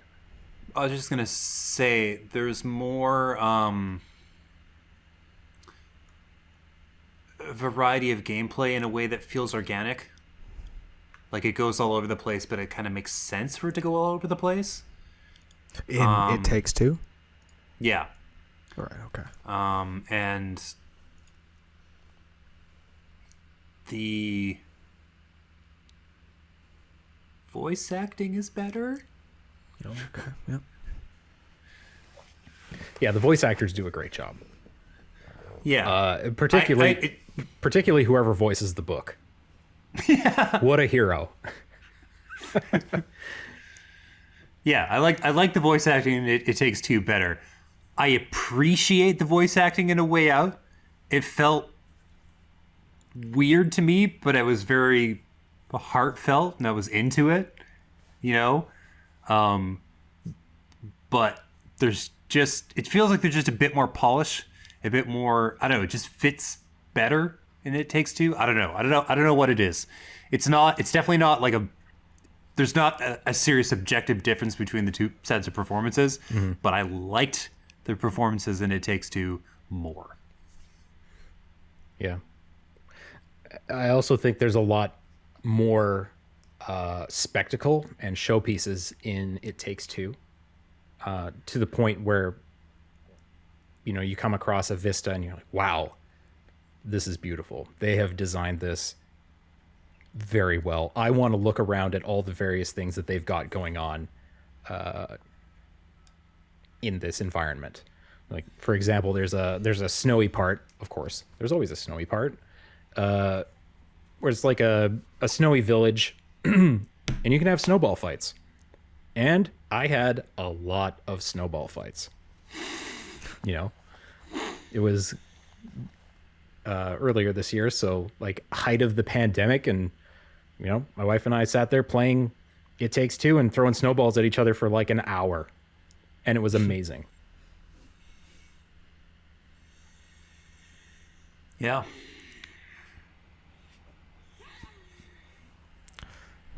I have this game on PS5, and I've desperately been searching for somebody to play it with me. Would maybe one of you want to do that sometime? Dude, I'd play it again. Please?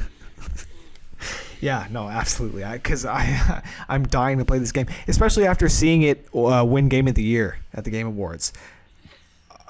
I haven't played it, and I could not agree more with y'all that it's not number one, but it looks good. It looks good, and now that it's got that sort of recognition, I've got to play it. Yeah. It's a great game. Yeah. It's an 8 out of 10. Yeah. In fact, this was one that I had to put some work in for, so I would really like to play it. I think I had to the write good old-fashioned reward code. Oh, yeah. I think I had to put 1,000 words in for it. So please, if somebody would play it with me, I would really, really appreciate it. Oh, yeah. Yeah. Okay. We have filled 9 out of 10 spots. Just based on how I've filled this in, there's a space at number 3. That's meaningless, though. Any other games on any of your lists that deserves to be in this 10? What do we got? Resident Evil. I have one that I don't think deserves to be in the 10 necessarily, but it's one I want to call out as a great game anyway. Yeah. And that is The Forgotten City. Oh, yeah. Yeah. It is extremely engrossing. And it's been a while since I played it, a couple of weeks because I've been away. But it has been completely occupying my brain space. I'm still thinking about some of the story threads that were pulled up before I left, trying to figure out how I might be able to solve them. This is another loop game. This is the year of the roguelite for some reason. But very, very story driven. It's just really well written, well acted, well put together, looks beautiful. And I think the thing I appreciate most is, given that this is it's a narratively driven loop with timing that happens on every loop, it doesn't make you redo things. So if you go through and talk to a specific character and find out a piece of information you desperately need, on the next loop, you don't have to go back and talk to them. You still remember that information, and the world remembers that information like you had already talked to them. So it has a lot of quality of life stuff that's really great. I don't know. It's like one of those games that's barely a game. It's very much a narrative, almost like almost to the point that it's a visual novel. But it's a very neat thing. I haven't played anything quite like it. What's it called? Completely forgotten about? The Forgotten City. Because nobody wants to play this game. Okay, so here's dude. I guarantee this is on a lot of personal Game of the Year lists. It's not going to find its way onto many publication lists or site lists, but I'm sure this is on lots of lists. You know, I can appreciate a good personal top 10 list, no doubt about it. So hey, I like that. I like that. Your list is super personal. Very, very personal, and I recognize. You know, I would like to make a case for at the number 10 spots, and I know you guys will not agree, but I think that MLB The Show 21 deserves a spot on this list. It is the best sports game I've played in a decade. It's the first sports game in a decade that's got me excited to play sports games. It's fucking amazing. I've said it before on this show. It is by far, at this point, the best recreation of simulation sports that you can buy. It's the best version of a simulation of a sport that you can buy. It doesn't matter, hockey, football, soccer. Man, they are the Sony San Diego. They nail it year in and year out with MLB, and 21. It's the best one in years. On the PS5 especially. You got to play it on the PS5, but man, it's fucking smooth. It is so smooth. Or on the Series X. Yeah, that's true. That's another thing. It deserves recognition because MLB, they finally stepped up to the plate and went to Sony San Diego and was like, listen, we've got half the market cut off here. What are we doing? If 21 doesn't come out on the Xbox, y'all are losing the license. We're going to pull that shit. So how funny is that the MLB goes in and they stronghold one of the biggest Sony companies into releasing one of the biggest Sony exclusives, not only on the Xbox, but on Game Pass, day one. Whew, man, that's good shit. I like that story. One of my favorite stories from the game industry this year. It is great, and I specifically downloaded it on the Series X so that I could push A on an Xbox and have it say Sony Interactive Entertainment presents. Brilliant, right? Brilliant. Very good. So, yeah. So here's the question. I think I've put 300 hours in. I couldn't not put this on my list. I can't argue that it's a great sports game. It's definitely the best sports game this year, and probably in a year that has other good sports games, it would still be among the best sports games. Right. Okay, that's a very good point, though. Looking at this next to everything else, yeah, of course, it looks like a fucking, yeah. Fair. Here's my question. Do you think, given the team list, we can feasibly put MLB The Show 21 in the 10th spot over Halo? Oh, yeah. Well, no.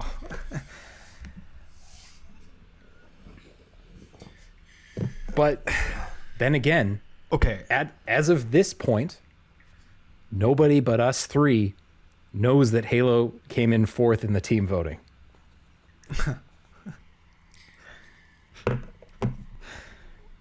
I'm not suggesting anything. I'm just saying. I'm pointing it out. Okay. One thing I would say about MLB is that the developers have been supporting the game literally every single day since launch. What is the plan for Halo? They have plans. They have plans. God damn it, you motherfuckers are gonna make me cape for Halo. All right, let's hear it, James. For Halo? Let's hear it. What? Tell me about the plans for Halo. Blue armor. They got the needler back. They do have the needler. They do. They have that. They have. My understanding. Now I don't have like sources for this or anything. Don't quote me on this, but my understanding is that the eventual size and scope of this game is going to be rather large, rather gigantic. My understanding is that they're going to continuously support this game for quite a while. Like the Halo Infinite is the start of a 5-10 year journey.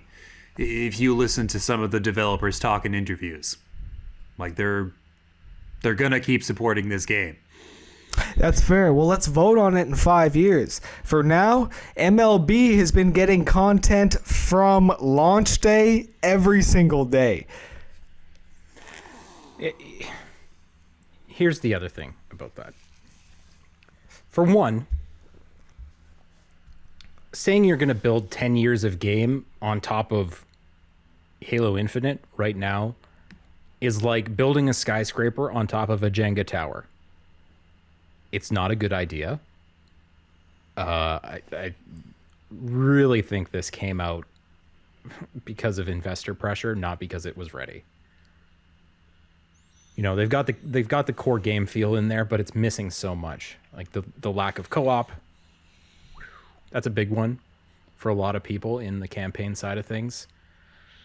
The multiplayer is in a relatively good spot, but as a complete product, this wasn't ready for launch. If you paid $80, $90 for Halo Infinite, I think you would be quite disappointed.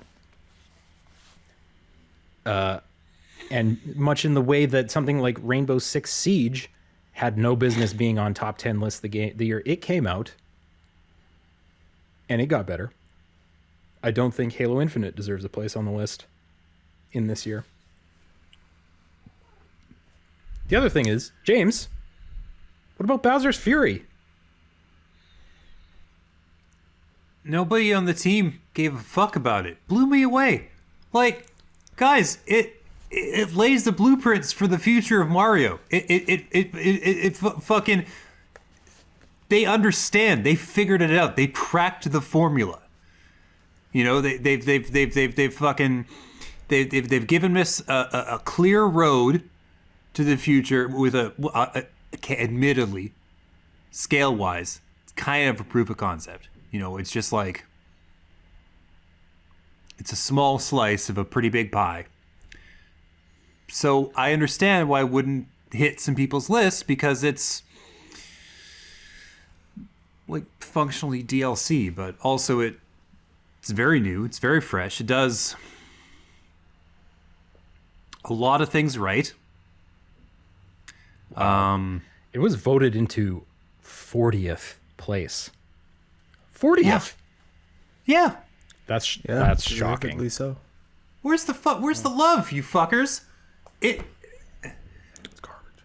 Every second of that little slice of game was rock solid. It flows perfectly from challenge to challenge. The camera controls and the way the world is designed, the way it's all laid out, it's just like takes that complex toy box, puzzle box feel of Mario Odyssey and cranks that shit up. Yeah. I want to put this into context, James. Bowser's Fury was outscored by Disgaea. Dark. This is a dystopia. Yeah. No. Well, I mean, this collectively, the world we're living in is a dystopia. This is not a dystopia. Okay. I have a proposal here. Shoot. We've got a space at number 3. Mm-hmm. What if we just delete this line? Mm-hmm. And, the game that's in number 11 comes into number 10. Yeah, okay. So I put Returnal, Deathloop, man. Yeah. Metroid Deathloop Returnal, Forza Horizon 5, Ratchet and Clank Rift Apart, Resident Evil Village, Guardians of the Galaxy, Inscryption, It Takes Two, Lost Judgment.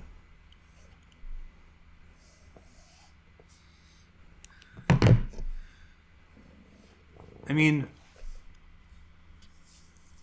some, aka 70% of our staff, will have words about the absence of Halo.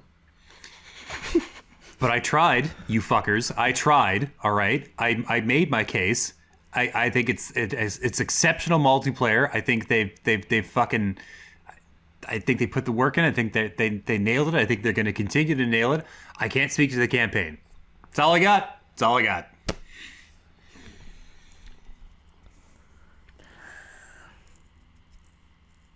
Rats. I think I looking at this, I would swap Forza and Deathloop. Ooh. Deathloop, and don't get me wrong, like I really do enjoy Deathloop, but there's two things that hold it back for me. I think that one, a lot of the game relies on the DualSense, and not that that's a bad thing. It is phenomenal with that controller.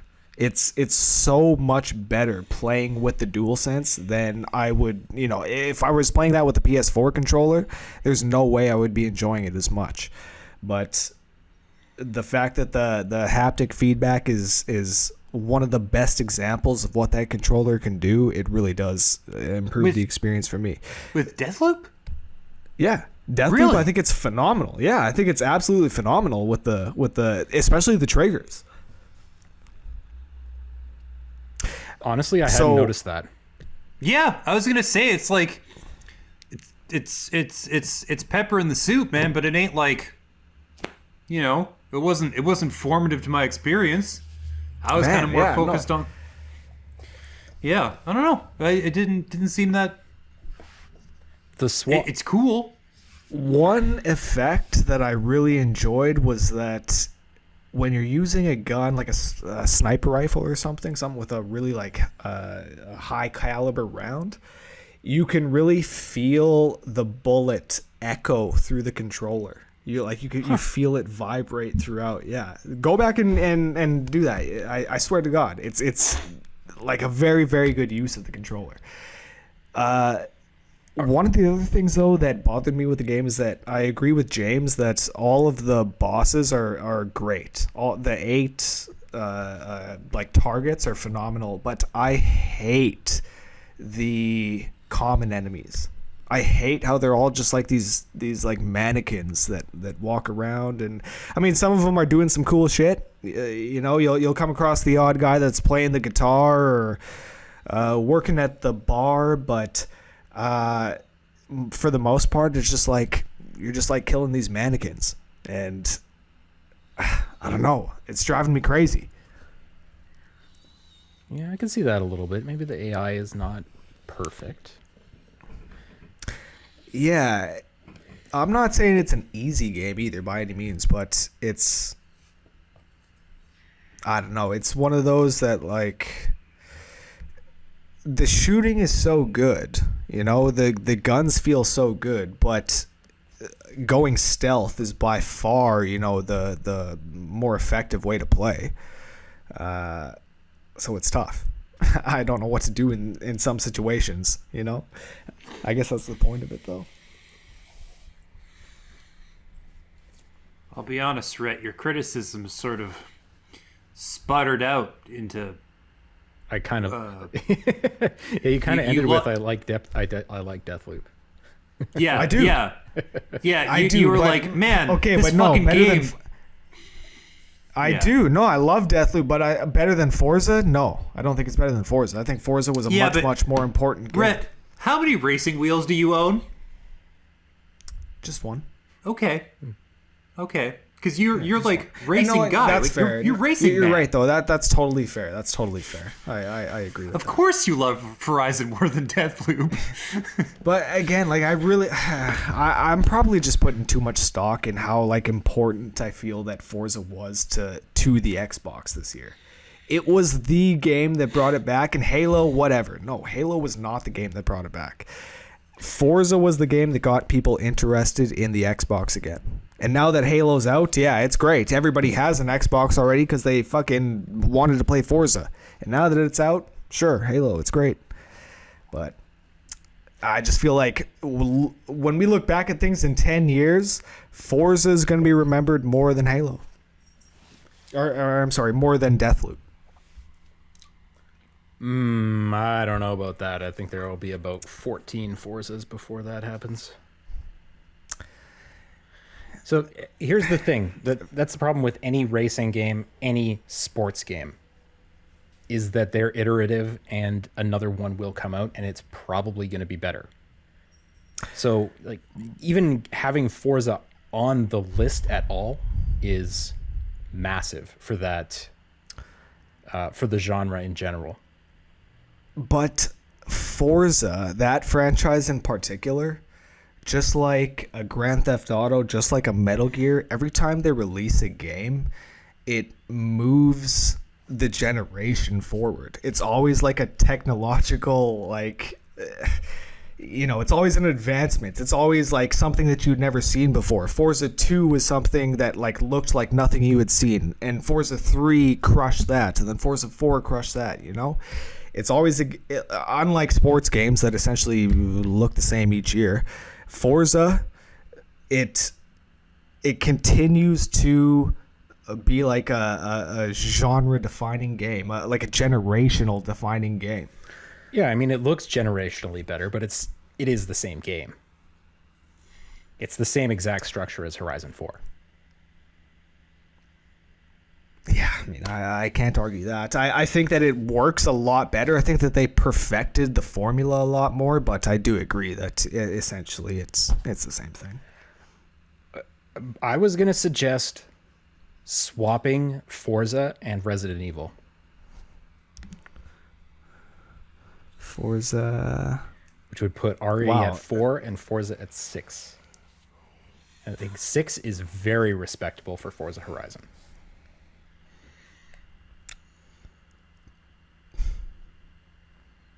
But then it Better, yeah. And you think Resident Evil is better than Ratchet?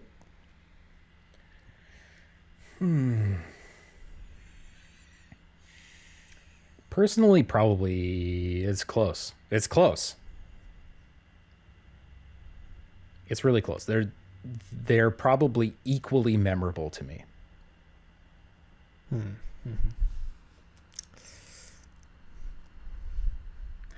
The other swap I was going to suggest is swapping Inscryption and Guardians,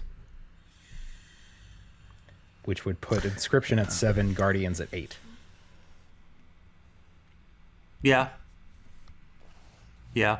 I'm all for Inscryption going higher in the list, generally. So if you want to move it from 8 to 7, I'm up for that. James, did you play Guardians? No. No, fair. I can't really make a call on this either. I haven't played Inscryption, so I don't really know. I think they're both outstanding. I think Inscryption is leagues more creative. Yeah, fair. Honestly, I think Inscryption should be above. Assuming that we swapped Forza and Resident Evil, I think Inscryption should be above Forza.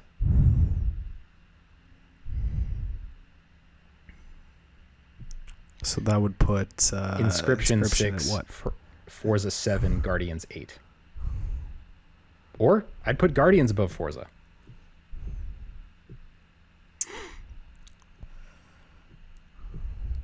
Making the swap Forza to 8 and Inscryption to 6. There's no way. There's no way Forza was the 8th best game this year. Looking at this list, there's just no way. I don't know, man. I'm looking at the 4 games directly below it, and I think Ratchet is better. I think Resident Evil is better. I think Guardians is better. I think Inscryption is better. No, I concede because I recognize that I'm like more of a racing game fan than the average person, so I concede, definitely. Dude, I don't think we've ever had a racing game on this list. Yeah, like I can't be mad. What would it be at? 8, 7? I'm thinking 8. 8. I mean, I can't be mad. Let me just make that swap and let's see how it feels. Yeah.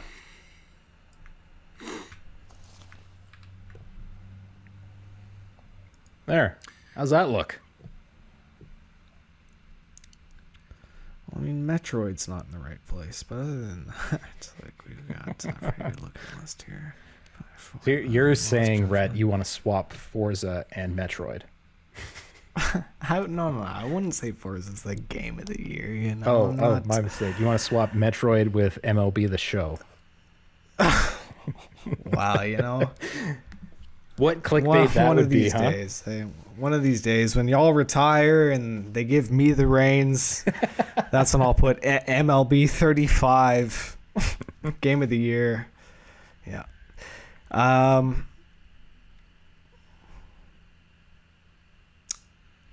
Yeah, like I said, my favorite game that I played this year was Lost Judgment, but I mean, compared to everything else, Metroid, yeah, I mean, what can I say? Yeah. It's 2v1, so I don't think that I'm going to be able to make an argument for anything besides Metroid. I think, I mean, we're definitely going to take some heat for not having Halo on this list. So what if we put it as 11? Sure. Sure. Okay. Do you think that will save us from the Master Chief hit squad? No. No. Number 3. Having Halo Infinite at the 3rd slot wouldn't save us from the Master Chief Hit Squad. Are you kidding me? Yeah. Not only is it the game of the year, it's the best game ever made. According to some Infinite. people. Yeah. Yeah. Only next to Halo 2. You know, if you know. So. Well, they're both number 1. Yeah. They're all number 1 in our hearts. That's right, our rotten little hearts. Beautiful games. Listen, Destiny 2 still has better shooting than Halo Infinite. Period. I do not doubt it. Played them back to back. It's not close. Destiny is way 2, more fun to play. It's actually really, really satisfying to pop a headshot, to get the kill, you know. I would not doubt that Halo is less fun. The thing about Destiny, it has the perfect amount of aim assist where it never feels like you're getting help to get the shot off, but it helps you just enough to feel like a hero. Yeah. Like a guardian. Yeah.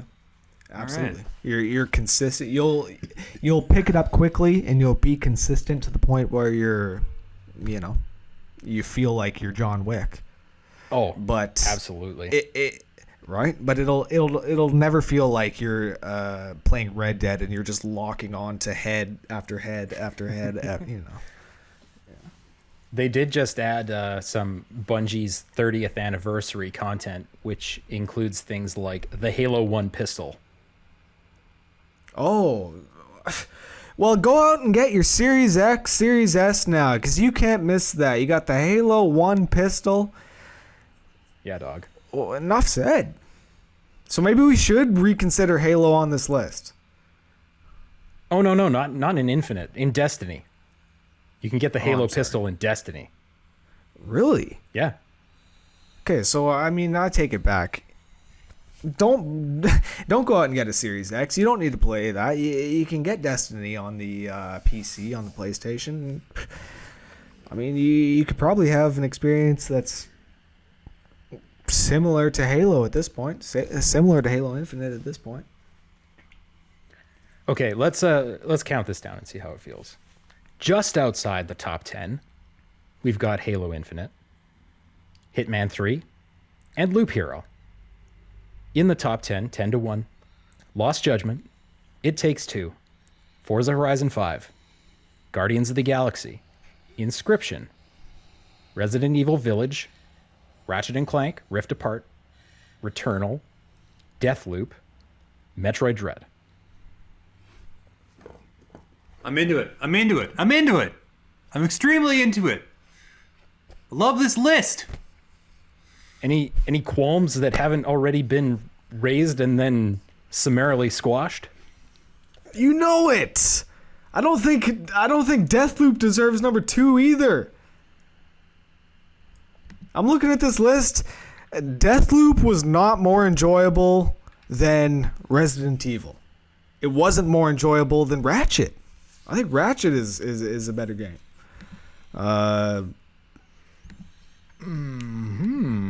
What else have we got on here? Returnal? That's up for debate. But yeah, I don't think Deathloop deserves number 2 either. Oof. What are you proposing? Where do you propose Deathloop goes? Man, I don't know. I look at Ratchet, like that was a good game, but it's getting late. We've been here a long time, so you know, maybe I just agree that the list looks great. I mean, if you have a proposal, I'm willing to hear it. No. It's okay. Realistically, it does look good. Listen, all top 10 here and 12 through 14 are great games, and there's Halo Infinite as well. Yeah. Oh yeah. So What we have attempted to do here is tease out technically which of these amazing games is the most amazing. But still, all of them are pretty incredible titles worthy of your time and attention if you haven't invested a lot of that already. You know? For sure. Unless all you're we're saying. not in the top 10, then they weren't worth your attention.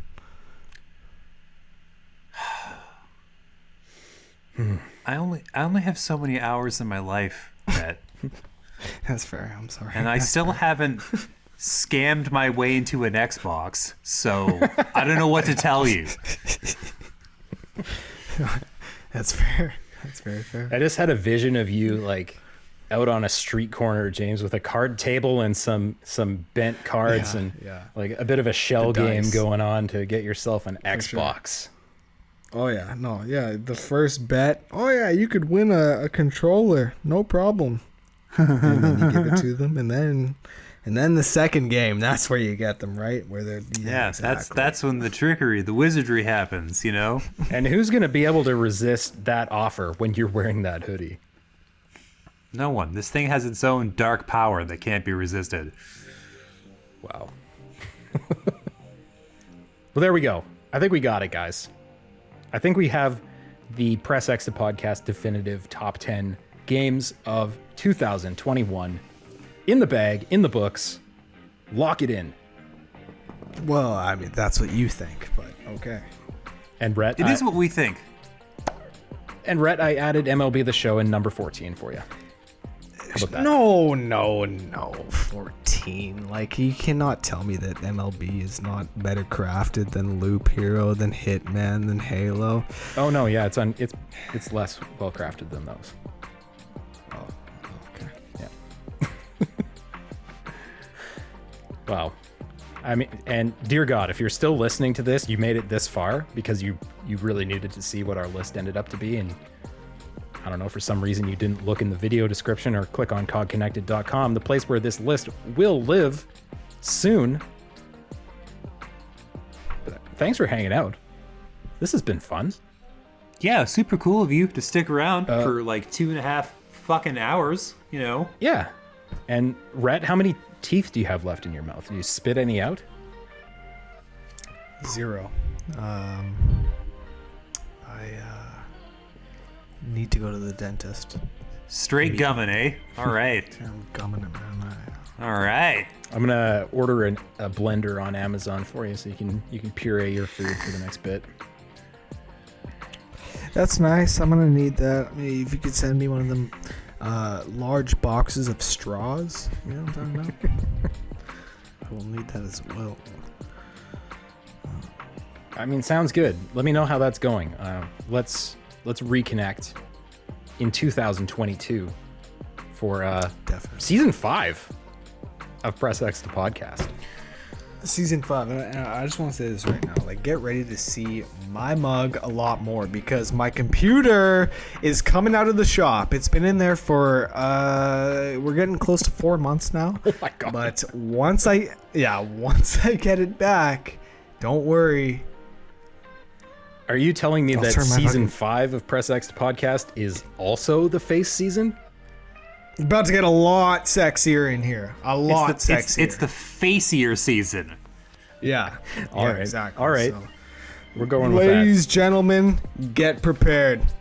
Turn the AC on. Get prepared. All right. Thanks for watching, everybody. Thanks for listening. Take care of yourselves. Take care of each other. Have a happy holidays.